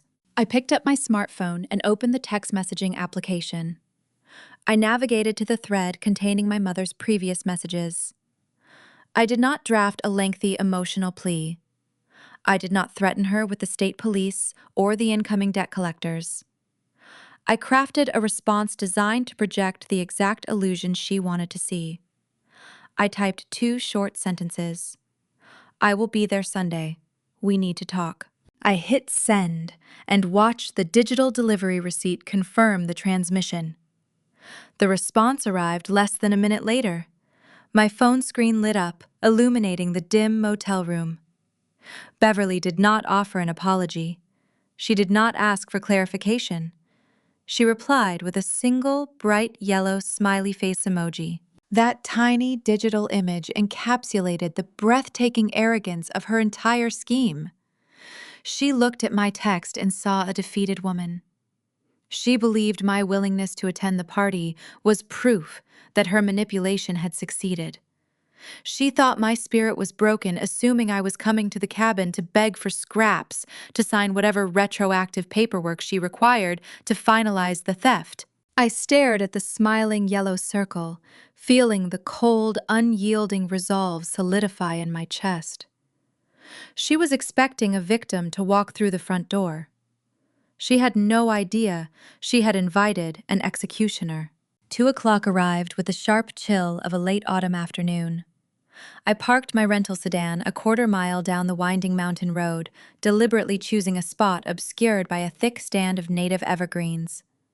Approaching the property on foot allowed me to observe the perimeter before stepping into the snare my mother had constructed. The gravel driveway was overflowing.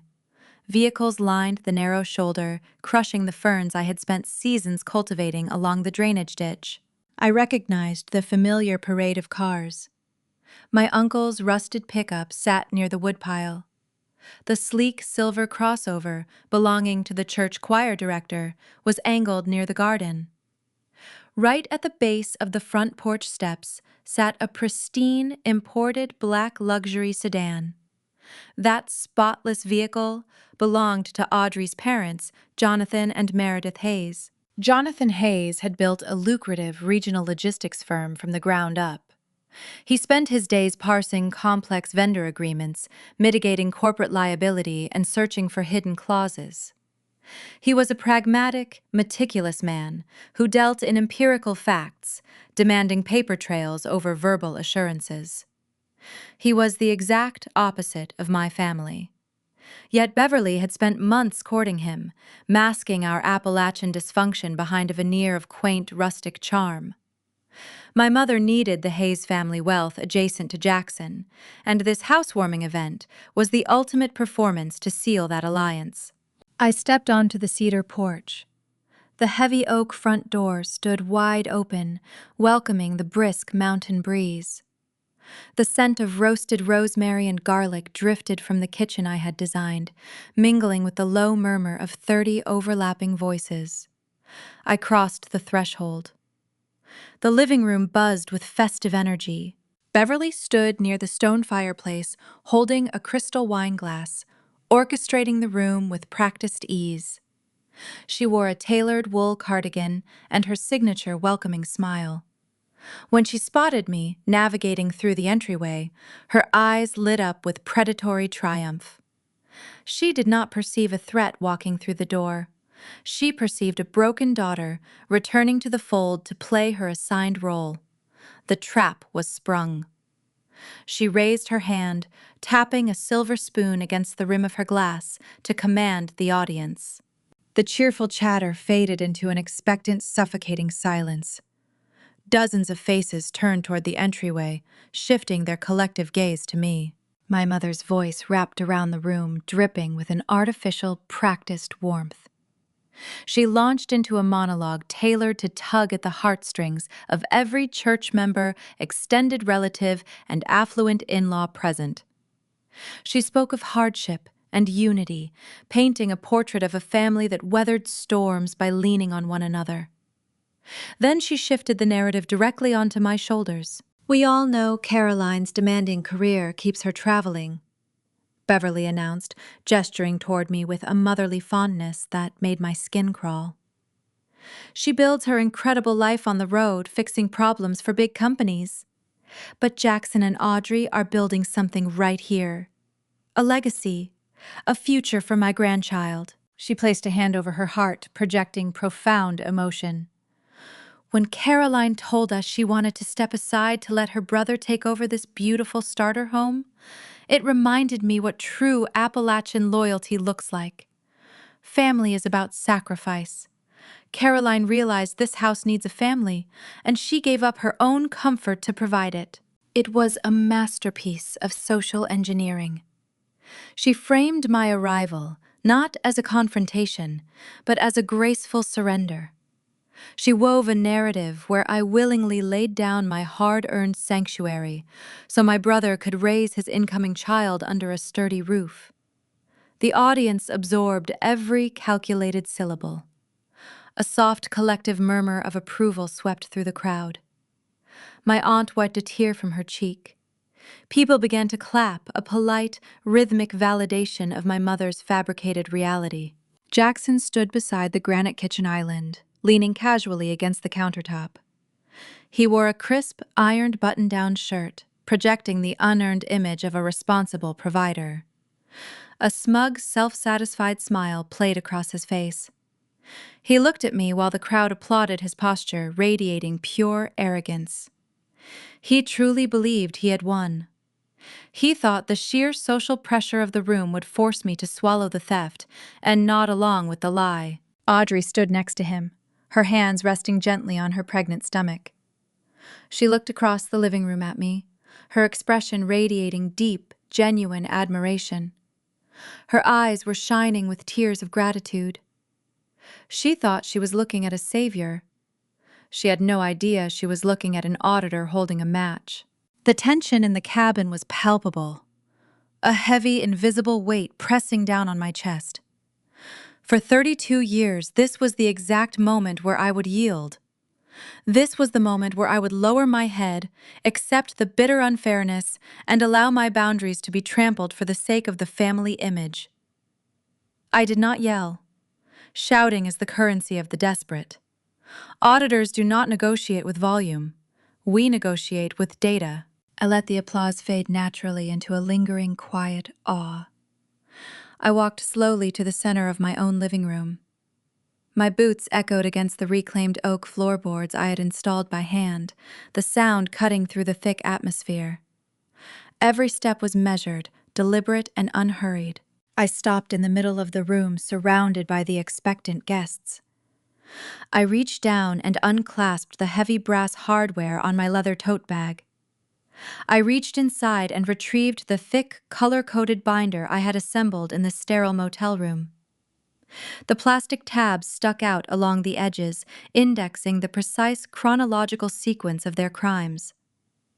The paperwork inside bore raised state seals, official court stamps, and digital IP address logs. It was a tangible, undeniable fortress of proof. Beverly took a step forward from the fireplace, extending her arms for a maternal embrace, expecting me to complete the performance by stepping into her hug. Jackson shifted his weight, his smug smile faltering just a fraction as he noticed the heavy document binder in my hands. I did not acknowledge my mother. I walked right past her outstretched arms, leaving her standing awkwardly in front of the stone hearth. I ignored my brother. I bypassed the blood relatives who had spent 2 months spreading lies about my career and my intentions. I moved past the church members who had blindly consumed the smear campaign. I stopped directly in front of Jonathan Hayes. The logistics executive looked at me, a polite, confused smile masking his inherent analytical caution. He glanced down at the thick binder, his professional instincts recognizing the weight and structure of a serious legal dossier. I held the binder out to him. I did not offer a pleasant greeting. I did not engage in small talk. I looked him dead in the eye, channeling every ounce of cold, clinical authority I possessed. "Mr. Hayes," I said, my voice carrying clear and resonant into every corner of the silent cabin. "Read the top page aloud." Jonathan Hayes took the heavy binder from my hands. His fingers, accustomed to handling thick corporate portfolios, traced the rigid plastic edges of the cover.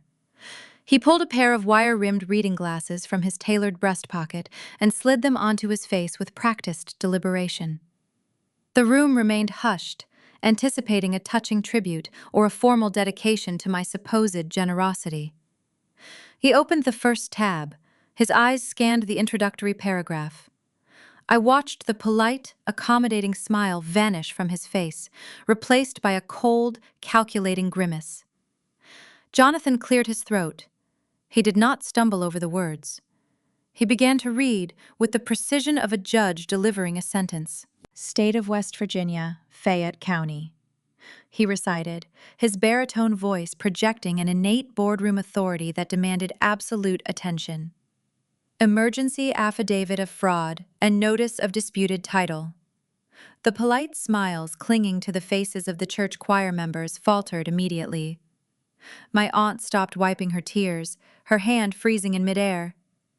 A low murmur of confusion rippled through the guests gathered near the stone fireplace. Jonathan continued, his tone growing sharper, slicing through the manufactured warmth of the gathering. Let it be known that the quitclaim deed recorded on October the 14th regarding the parcel located at the aforementioned address is fraudulent. The property transfer constitutes an act of felony forgery. He turned the page, his eyes darting across the highlighted sections I had meticulously prepared. Furthermore, notice is hereby given regarding an unauthorized home equity line of credit application in the amount of $150,000, initiated through stolen corporate credentials. The applause that had previously filled the cabin evaporated, leaving a stunned, breathless vacuum. The guests stared at Jonathan, unable to process the dense legal terminology colliding with the quaint narrative my mother had just spun. The cognitive dissonance paralyzed the room. The scent of roasted rosemary from the kitchen suddenly felt cloying and heavy. I did not wait for the shock to wear off. I stepped toward the granite kitchen island, placing myself at the focal point of the open-concept living space. I pulled the original certified copies of the forged deed from a secondary folder and laid them flat on the polished stone counter for anyone to inspect. I wanted the ink and the counterfeit seal to be visible to the entire congregation. There was no generous gift, I stated, my voice echoing off the vaulted cedar ceiling. I never accepted a corporate transfer out west. I never authorized a transfer of this property.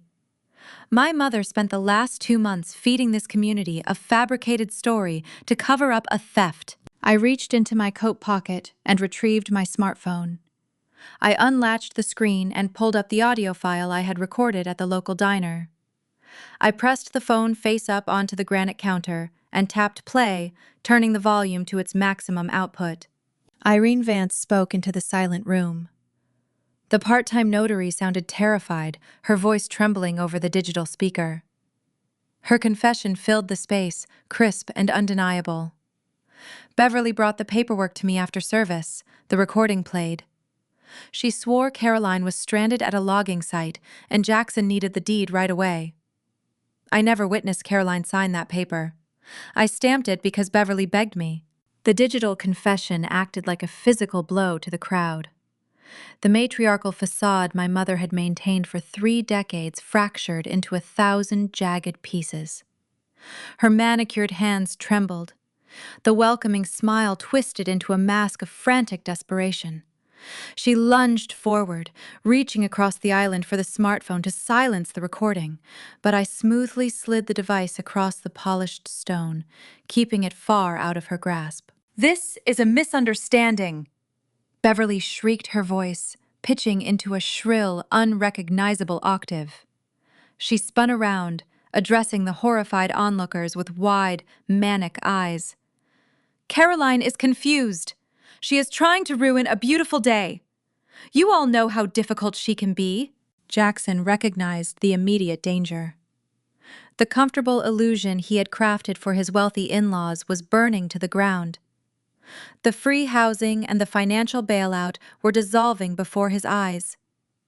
He stepped away from the countertop, his face flushing a deep, angry crimson.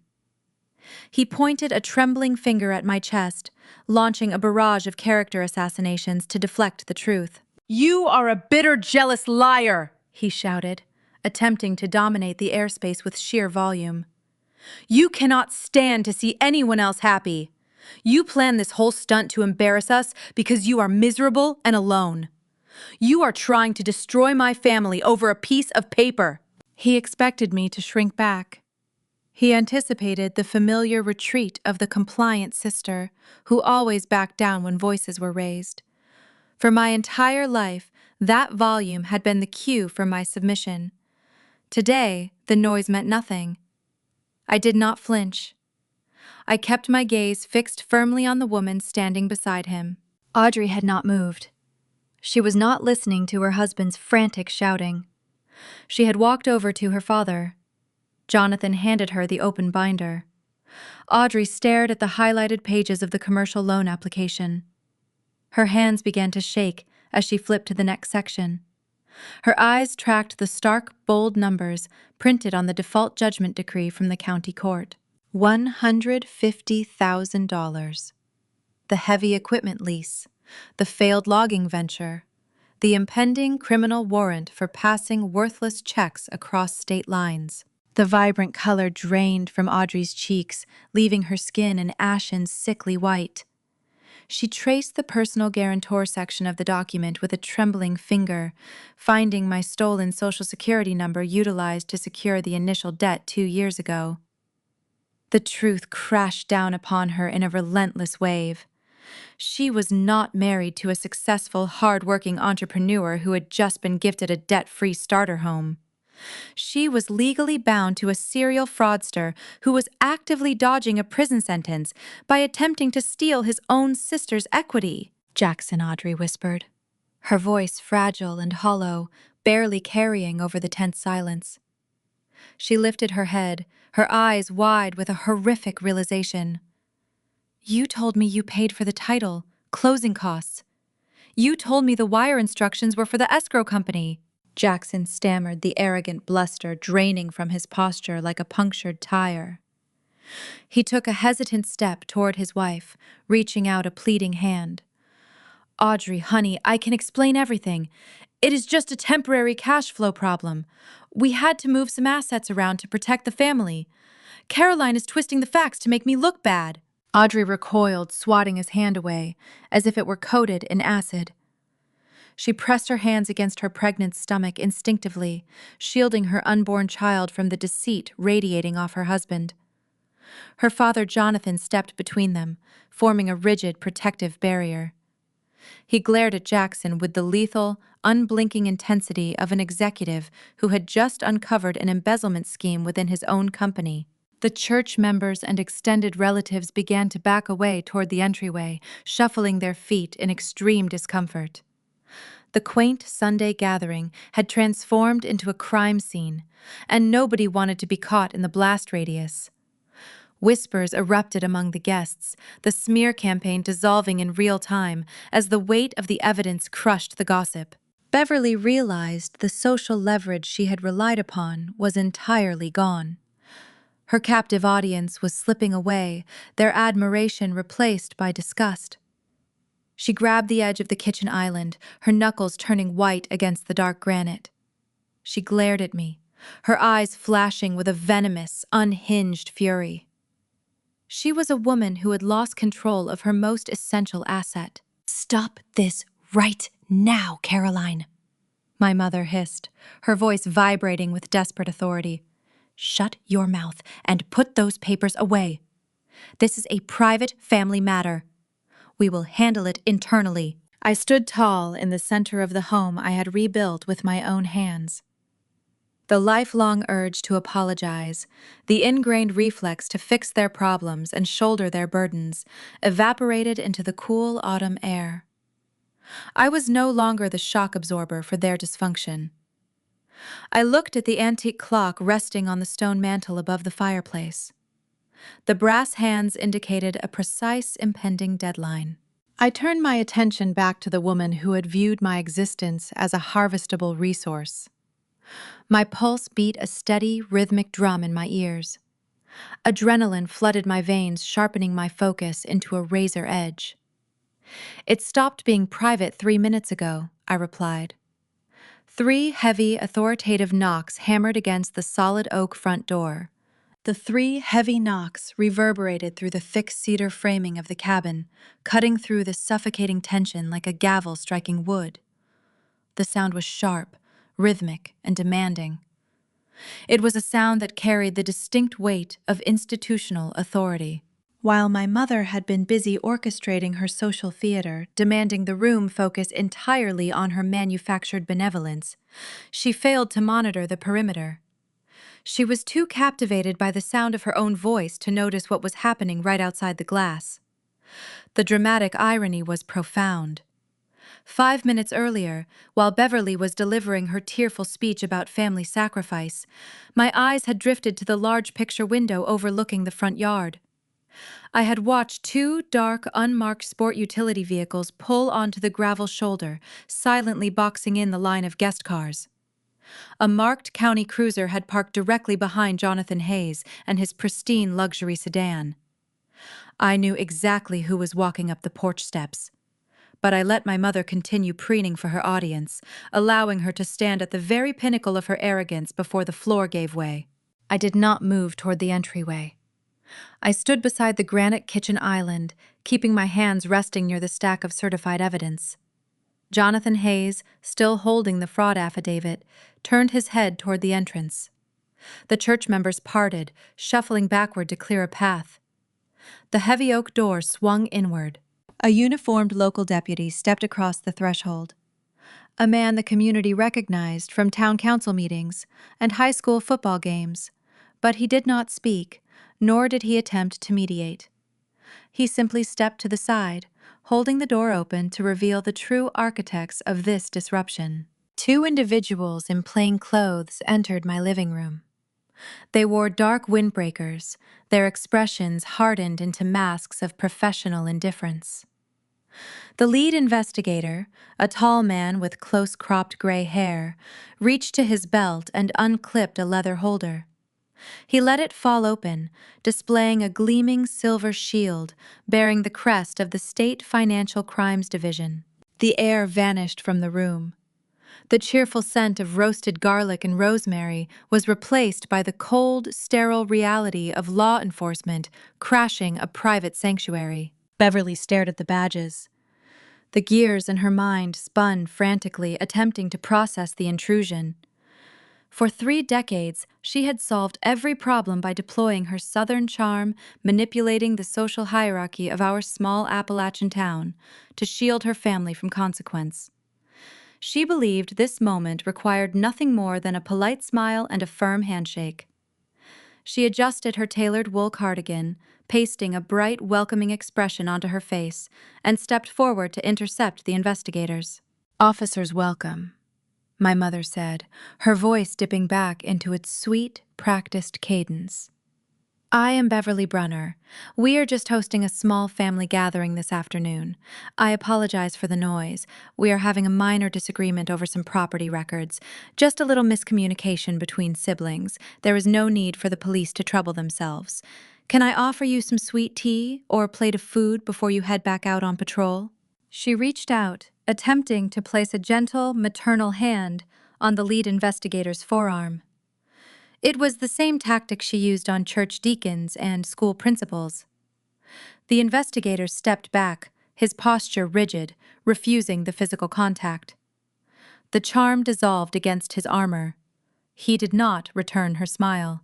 "Ma'am, keep your hands to yourself," he instructed, his voice projecting a flat, uncompromising authority. "I am Agent Caldwell, State Financial Crimes Division. We are not responding to a noise complaint, and we are not here to mediate a civil dispute." He reached into the inner pocket of his windbreaker and retrieved a folded stack of thick white paper. He snapped the documents open, holding the warrants up to the ambient light of the living room. Beverly Brunner and Jackson Brunner Caldwell announced, his words falling like stones onto the hardwood floor. "We hold active warrants for your arrest, issued by the state magistrate. The charges include felony wire fraud, identity theft, and the counterfeiting of a commissioned state notary seal." My mother froze. Her mouth opened, but no sound emerged. The social leverage she had relied upon for her entire existence meant nothing to the man holding the paper. He did not care about her standing in the community. He did not care about her quaint narrative of family sacrifice. He only cared about the digital IP logs and the fraudulent banking authorization currently sitting in a state evidence locker. Agent Caldwell did not hesitate. He looked directly into my mother's terrified eyes and began the ritualistic recitation that signifies the end of freedom. "You have the right to remain silent," he stated, his voice echoing off the vaulted ceiling. "Anything you say can and will be used against you in a court of law." The Miranda warning drifted over the crowd of affluent in-laws and stunned relatives. The guests backed away toward the walls, treating my mother and brother as though they had suddenly contracted a lethal contagion. The smear campaign Beverly had spent 2 months cultivating died right there on the cedar planks. No one was looking at me with disdain. They were staring at the matriarch of the Bruner family as the state systematically stripped away her dignity. "You have the right to an attorney," Caldwell continued, gesturing for the secondary investigator to step forward with a pair of steel handcuffs. Jackson watched the silver medal catch the afternoon light. The reality of the impending criminal charges shattered his smug, arrogant facade. The comfortable illusion of the successful entrepreneur collapsed, leaving only a terrified, cornered coward. He looked at Audrey, who stood weeping silently beside her father, her arms wrapped protectively around her pregnant stomach. He looked at the local deputy securing the exit. The golden child realized the safety net was gone. The family ecosystem that had protected him from every failure, every bounced check, and every repossessed vehicle had finally failed. In a desperate, pathetic bid for self-preservation, he turned on the very person who had orchestrated the fraud to save him. "I did not do it!" Jackson shouted, his voice cracking with panic. He pointed a shaking finger directly at my mother, throwing her to the wolves without a second thought. "She did the paperwork. I did not know the deed was fake. She brought the forms to me and told me to sign them. I just signed where she told me to. This was her idea. She set the whole thing up to get the loan money. You need to arrest her, not me. I am a victim here too." A collective gasp rippled through the gathered crowd. Audrey closed her eyes, turning her face away in pure disgust, unable to bear the sight of her husband betraying his own mother in front of their entire community. Beverly stared at her son, her heart breaking in real time. The child she had coddled, the son she had risked her own freedom to protect, was eagerly offering her to the authorities to spare his own skin. The tragic irony was devastating. She had sacrificed her daughter to elevate her son, only to learn that her son possessed no loyalty to anyone but himself. Over by the coat rack, mostly hidden in the shadows of the entryway, stood my father. Dale had not spoken a single word since the confrontation began. He watched the investigators close the distance. He watched his wife's face crumble. He watched his son transform into a sniveling informant. This was the defining pebble of his existence, the quiet, undeniable realization of his own complicity. For 3 decades, Dale had chosen the path of least resistance. He hid beneath the hoods of broken pickup trucks, burying his hands in grease while his wife ran roughshod over our boundaries. He had begged me at his auto shop to just sign the papers, hoping my sacrifice would prevent this exact scenario. Now, standing in the corner of my living room, the truth settled heavy on his shoulders. His lifelong passivity, his refusal to intervene when Beverly demanded too much, was the true root cause of this disaster. His silence had built the prison his wife was about to enter. He lowered his head, wiping his calloused hands on his denim jeans, a broken man who had waited far too long to speak. Agent Caldwell nodded to his partner. The second investigator stepped behind my mother, grasped her wrists, and smoothly secured the steel cuffs. The metallic click echoed sharply, a harsh mechanical sound that finalized the audit. Beverly did not fight. The fight had drained out of her the moment Jackson pointed his finger. She lowered her head, her face pale and vacant as the investigator guided her toward the open front door. The local deputy moved in to secure Jackson, forcing my brother's hands behind his back, despite his frantic, ongoing protests of innocence. The crowd parted in horrified silence, forming a narrow corridor for the walk of shame. Jonathan Hayes stood rigid, his jaw tight, shielding Audrey from the spectacle as her husband was marched past. The church members averted their eyes, staring at their shoes, desperate to distance themselves from the felony playing out in front of them. The investigators escorted them out onto the cedar porch and down the steps toward the waiting unmarked vehicles. The flashing blue lights of the county cruiser reflected off the living room windows, casting rhythmic shadows across the freshly painted walls. The door remained open, letting the cold mountain wind sweep through the cabin, clearing the stagnant air. The social stage was empty. The police were leaving with their targets secured in the back seats. But the timeline I had calculated in the motel room was still ticking. The criminal charges had neutralized my mother and brother, but the financial wreckage they had left in their wake was still active. The commercial debt collector had his map. Audrey was still standing in the center of the living room, holding the shattered pieces of her marriage. The audit was not over, and the final penalty had yet to be extracted from the Bruner family ledger. The flashing lights of the unmarked state vehicles faded down the winding mountain road, leaving a profound ringing silence in my living room.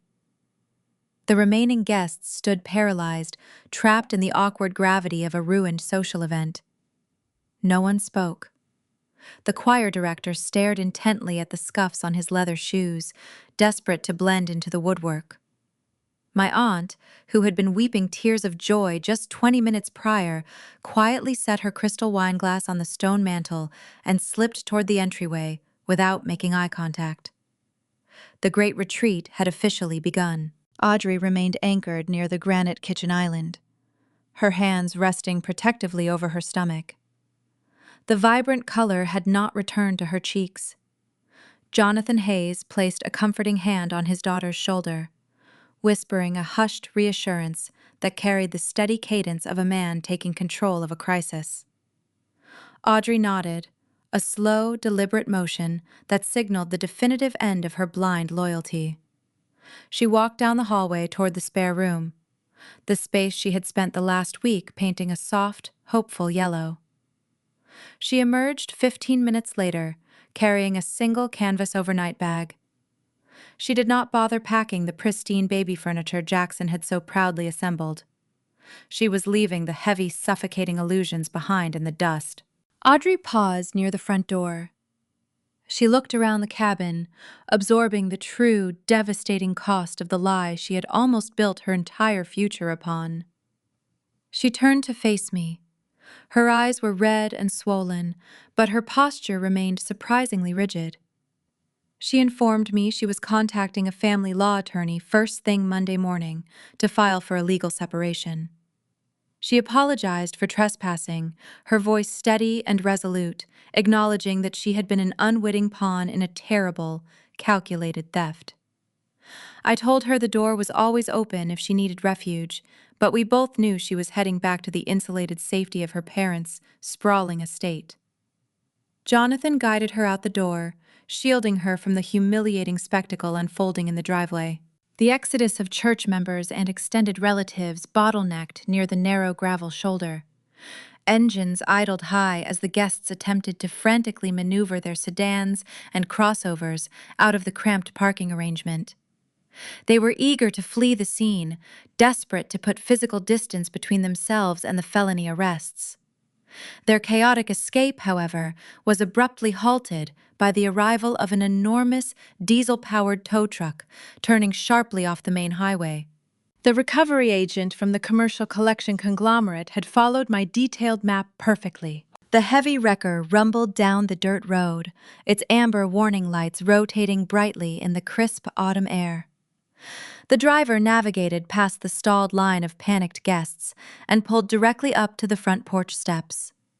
He threw the transmission into park, grabbed a metal clipboard, and hopped out of the cab. He did not ask anyone for permission. He walked straight to the expensive lifted pickup truck my parents had purchased for Jackson. The vehicle sat gleaming in the afternoon sun, a rolling monument to unearned pride and enabled failure. The driver leaned over the windshield, checking the vehicle identification number against the paperwork on his clipboard. Satisfied with the match, the repo agent dragged a thick steel chain from the flatbed of his wrecker. The harsh, metallic clanking echoed across the quiet hillside as he secured the towing hooks to the front axle of my brother's truck. The fleeing guests watched in stunned, breathless silence, trapped inside their idling cars, forced to witness the physical dismantling of Jackson's fabricated success. The hydraulic winch whined, lifting the heavy front tires off the crushed gravel. Within minutes, the agent secured the load, climbed back into his cab, and drove away, dragging the stolen asset down the mountain. The visual humiliation was undeniable. The golden child had been hauled away in handcuffs, and his prized possession was repossessed in front of the exact audience he had tried to impress. The weekend closed in a quiet, isolated peace.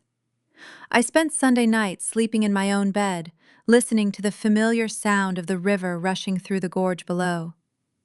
Monday morning brought the swift mechanical efficiency of the legal system.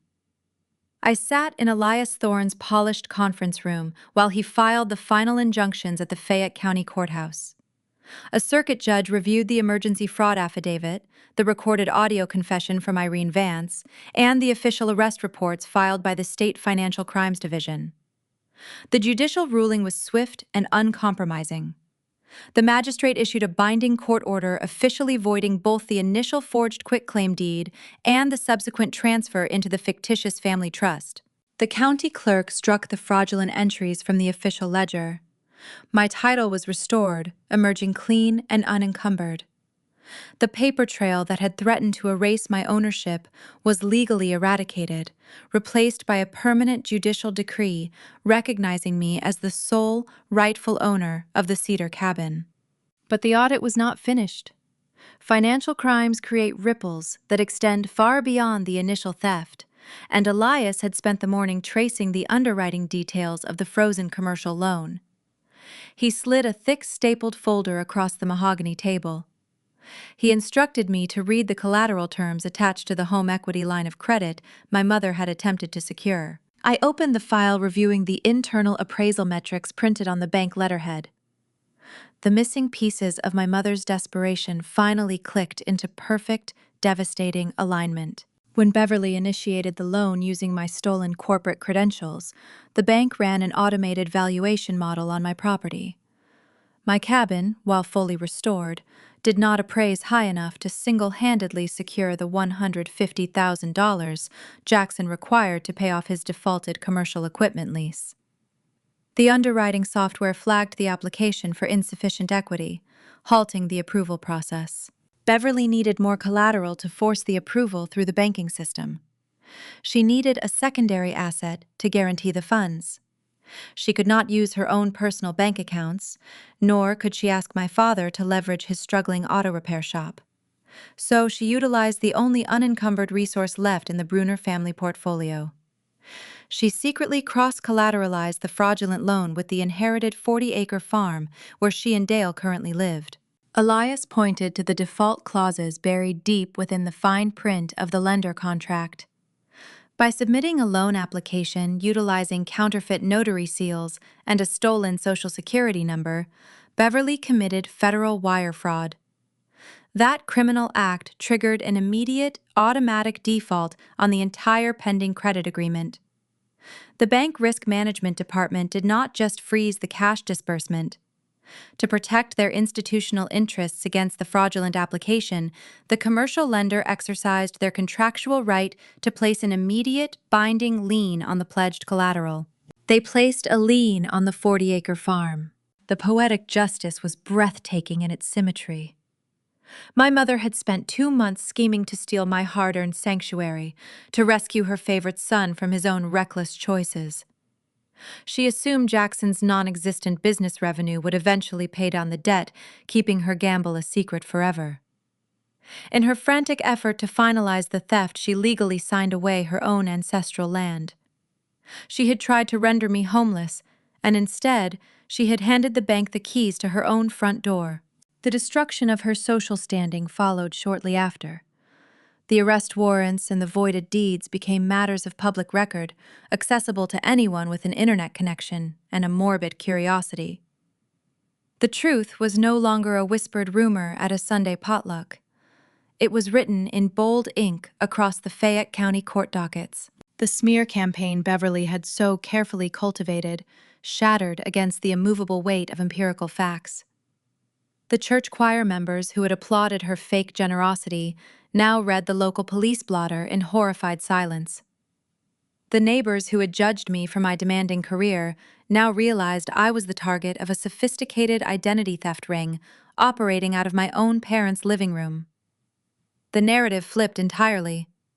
I was vindicated not by defending my character in petty arguments, but by letting the judicial system expose the criminals in the cold light of day.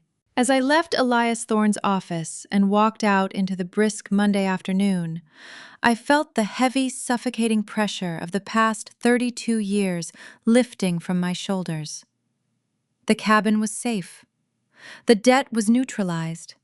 The architects of the fraud were sitting in holding cells awaiting bail hearings.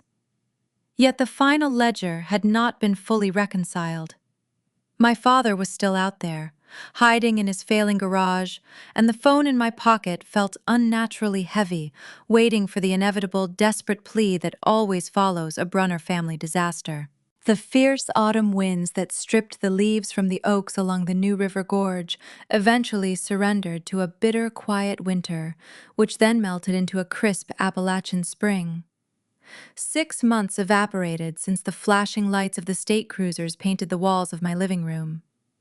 During that half year, the grinding machinery of the justice system sorted the wreckage my relatives left behind. The frantic, pressurized chaos that used to define my existence vanished. In its place, a profound, unyielding stillness settled over the cedar cabin. I returned to my travel rotation, auditing timber supply chains across the country, but the dread of coming back to West Virginia disappeared. Every time my tires crunched onto the gravel driveway, I exhaled. The perimeter remained secure. Jackson did not maneuver his way out of the consequences. The state prosecutors displayed zero interest in his manufactured charm or his practiced victimhood. Facing a mountain of digital evidence and the sworn testimony of a defrauded public notary, his public defender brokered a severe plea agreement to avoid a prolonged trial. My brother traded his freedom for a restrictive 5-year probation term. He currently occupies a cramped, drafty apartment situated above a failing laundromat 2 towns over. The commercial collection conglomerate successfully secured their writ of garnishment, attaching a brutal levy to his wages. Whenever he manages to find hourly employment, a significant portion of his paycheck is instantly redirected to satisfy the 6-figure judgment he accumulated. Audrey finalized the legal separation by late January. She gave birth to a healthy baby girl in a pristine coastal hospital near her parents' estate, hundreds of miles away from the toxic ecosystem my mother cultivated. Jackson was not permitted in the delivery room. He is relegated to supervised visitation, paying child support from an empty bank account. The golden child was forced to stand alone in the ruins of his own choices, stripped of the unearned pride that defined his youth. Beverly faced an equally unforgiving reality. The state magistrate showed no leniency toward a woman who manipulated the financial system and forged government seals. Her legal defense drained the last remaining liquidity from her savings accounts. She avoided a lengthy prison sentence due to her age and lack of prior convictions, receiving her own punitive probation mandate. Her true punishment arrived via certified mail from the regional bank. The commercial lender executed the default clause on the fraudulent home equity application, moving swiftly to enforce the lien they held on the 40-acre inherited farm. My mother spends her days trapped in a suffocating web of civil litigation, fighting a losing battle against a bank armed with ironclad contracts. The community she once ruled treats her like a ghost. The church choir director crosses the street when he sees her walking toward the local market. The Sunday potlucks occur without her presence. The social leverage she prioritized above her own daughter evaporated, leaving her isolated inside a drafty farmhouse she might not own by the end of the fiscal year. She attempted to steal my sanctuary, and the resulting tremors fractured her own foundation. The final ledger entry arrived on a rainy Tuesday afternoon in early May. I was sitting at the reclaimed oak dining table, reviewing an environmental compliance report on my laptop, when my smartphone vibrated against the wood grain. The caller identification displayed my father's auto repair shop. I did not answer. I watched the digital ring cycle finish, letting the automated system route the call to my inbox. A minute later, the voicemail notification illuminated the screen. I pressed play and activated the speaker. Dale spoke in a low, gravelly tone, his voice heavy with the familiar, suffocating weight of an impending crisis. He did not ask how I was doing. He did not apologize for standing silently in the corner while my mother forged my signature and attempted to strip my assets. He launched directly into a desperate, hollow plea. He explained that the bank was preparing to initiate foreclosure proceedings on the farm. He mumbled about the staggering legal fees, the mounting interest rates, and the crushing pressure of Jackson's ongoing legal drama. Then he delivered the inevitable request. He asked me to secure a personal loan to help them cover the arrears, suggesting that my strong corporate salary could easily float the family through this temporary rough patch. He utilized the exact same manipulative phrasing he deployed in his garage 6 months ago, asking me to absorb the hit because I possessed the strength to endure the burden. For 32 years, a voicemail like that would have triggered a severe anxiety response. My pulse would have spiked, my ingrained conditioning would have mandated an immediate rescue operation. I would have drained my accounts, sacrificed my stability, and set myself on fire to keep their illusions warm. Sitting in my quiet, secure kitchen, I listened to the sound of his weary voice echoing through the speaker. I felt nothing. The crushing guilt that used to govern my decisions simply did not exist. I experienced a clean, clinical detachment, observing the request the same way I evaluate a failed corporate safety protocol. Their emergency did not belong to me. Their consequences were the direct result of their own deliberate actions. I did not draft a lengthy reply explaining my boundaries. I did not call him back to argue about fairness or demand an apology he was incapable of delivering. I tapped the screen and deleted the audio file. I erased the digital footprint of his request, sending the plea into the void. Silence is a complete sentence. I had finally conquered the internal war. I refused to serve as their safety net ever again. Later that week, I finalized the physical security of my perimeter. I hired a specialized commercial locksmith to visit the property. He removed the standard residential hardware I had relied upon for years. In its place, he installed heavy-duty, industrial-grade deadbolts on every exterior entrance. The new locks required proprietary restricted keys that could not be duplicated at a local hardware store. The heavy brass mechanisms engaged with a deep, satisfying thud, locking the cedar doors into the reinforced steel strike plates. The cabin was impenetrable. I owned the only means of entry. The physical barrier mirrored the psychological fortress I had constructed within my own mind. I walked down the short hallway toward the spare room.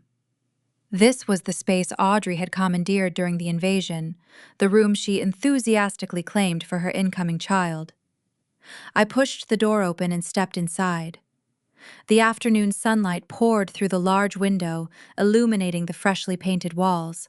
Audrey had selected a soft, radiant yellow hue called Appalachian Dawn. My initial instinct in the immediate aftermath of the arrests was to purchase a gallon of primer and erase the color entirely, viewing the paint as a lingering stain of their deceit. But as the months passed, my perspective shifted. I ran my hand along the smooth drywall. I decided to keep the color. The pale yellow did not represent a monument to a lie, nor did it symbolize a stolen nursery for a brother who refused to build his own life. The shade transformed into a daily reminder of my own awakening. It represented the dawn of my unyielding independence, the exact moment the fog of family manipulation burned away, revealing the stark, undeniable truth beneath. It was the color of a boundary successfully defended. I arranged my antique writing desk beneath the window, placing my new corporate laptop on the polished surface. The room returned to its original purpose, serving as the central hub for my auditing career, a quiet space dedicated to focus and precision. I walked into the kitchen and retrieved my favorite ceramic mug, the heavy, imperfect piece I threw on the pottery wheel years ago. I filled it with dark roast coffee, the bitter, rich aroma mixing with the scent of the cedar beams overhead. I unlocked the heavy industrial deadbolt on the back door and stepped out onto the rear porch. The mountain air felt sharp and clean in my lungs. Below the property line, the New River rushed through the deep gorge, a relentless, powerful current carving its way through the ancient Appalachian stone. The water never apologized for its path. It simply moved forward, driven by an unstoppable natural momentum. I stood against the wooden railing, sipping the hot coffee, letting the deep, resonant sound of the rapids wash over me. I did not destroy my family. I merely audited their ledger and stopped funding their illusions. The deficit was theirs to carry. The deed recorded in the county courthouse bears a single name. The locks on the doors respond to a single key. The quiet stretching across the forested peaks belongs entirely to me. The house is undeniably mine, and I am finally home. There is a profound, almost sacred silence that falls over a house when the locks are finally changed. It is not the mere silence of an empty room, but the heavy, settling quiet of a boundary drawn in steel and enforced by the soul. When we reflect on the story of Caroline Bruner, a woman who had to forensically audit her own mother and brother just to keep the roof over her head, we are forced to gaze into the dark, uncomfortable corners of the traditional American family. We are compelled to ask ourselves what it truly means to raise children with honesty, fairness, and emotional awareness in a culture that frequently confuses martyrdom with maternal love and enabling with protection. In the landscape of modern American parenting, there is a dangerous mythology surrounding the dynamic of the golden child and the workhorse. In American culture, we often worship the ideal of the self-made individual, the rugged pioneer who pulls themselves up by their own bootstraps and achieves success through grit. Yet, paradoxically, within the walls of the traditional nuclear family, that exact same independence is frequently penalized. Parents often view the self-reliant child not as a success story to be celebrated, but as an emotional bank account to be drawn against when less capable siblings inevitably falter. Caroline's parents, Beverly and Dale, fell into a generational trap that is far too common in households that prize the appearance of unity over the practice of integrity. They looked at their daughter, resilient, focused, and uncomplaining, and decided that her independence was an endless, harvestable resource. They looked at their son Jackson, reckless, entitled, and drowning in the consequences of his own hubris, and decided that his failures required a perpetual, unconditional safety net. But here is the devastating lesson about long-term guidance and family responsibilities. Shielding a child from the consequences of their actions is not an act of love. It is, in fact, the most insidious form of parental abandonment. By constantly protecting Jackson from the commercial debts and repossessed machinery that resulted from his own choices, his parents denied him the essential human experience of accountability. They stunted his emotional growth and crippled his character. A parent's ultimate responsibility is not to ensure their child never falls. It is to equip them with the moral and emotional fortitude to stand back up on their own 2 feet. Beverly and Dale failed to teach Jackson that the world does not owe him a bailout. Instead, they taught him that rules, laws, and even the sanctity of a sister's hard-earned sanctuary were merely obstacles to be bypassed. In their desperate, misguided attempt to save him from a prison sentence, they led him directly to one orchestrating a felony forgery that destroyed their entire family ecosystem. This narrative pulls back the curtain on how the concept of family can be weaponized against the very people holding it together. In traditional structures, particularly within the warm, tight-knit communities of the American South, there is a cultural expectation that blood supersedes all else. We are taught to share our resources, to forgive infinitely, and to keep family business fiercely protected behind closed doors. But what happens when that loyalty is demanded by individuals operating entirely without integrity? Beverly utilized the cover of Sunday dinners, church pew loyalty, and her daughter's pristine corporate reputation to execute a calculated theft. She used a pregnant daughter-in-law as an innocent human shield. This is the catastrophic result when parents lack emotional awareness. True emotional awareness in parenting demands that we confront our own anxieties and shortcomings. Beverly and Dale did not steal a house merely out of greed. They did it out of a cowardly inability to sit with their own parental failure. To admit that Jackson was a fraud was to admit that their parenting had failed him. It was easier to sacrifice Caroline's livelihood and forge state documents than to face the mirror. They became blind to the trauma they were inflicting on one child to soothe the fragile ego of another, convincing themselves that stealing a home was an act of justice simply because the victim was strong enough to survive the loss. Raising children with fairness does not mean ensuring everyone has an equal slice of the pie, regardless of who baked it. Fairness is grounded in unflinching honesty. It is the practice of seeing your children for who they truly are, not for who you desperately need them to be.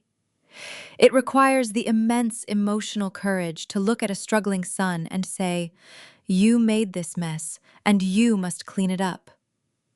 It requires the grace to look at an independent daughter and say, "Your success is yours to keep, and we will protect it just as fiercely as we protect your brother."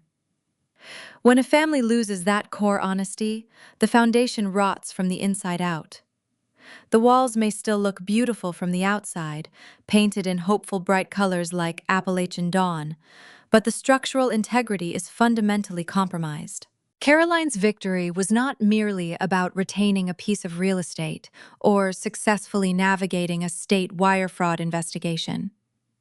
Her true triumph was deeply psychological.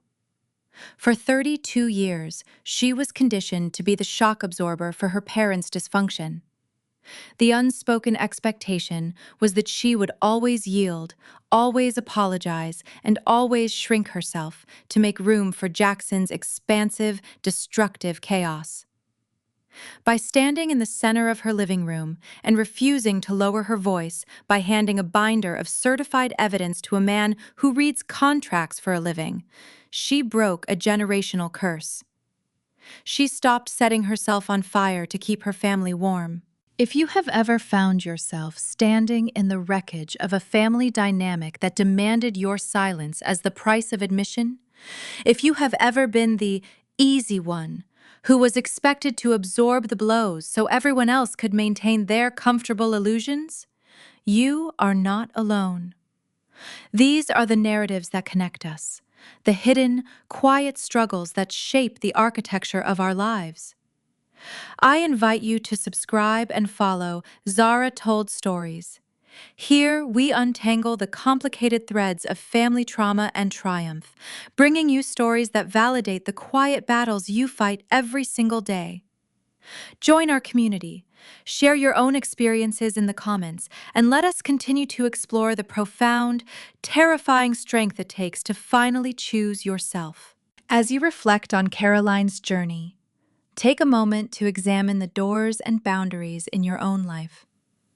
We are conditioned by society, by religion, and by the sentimental myths of the traditional family to believe that love is measured by how much of ourselves we are willing to surrender.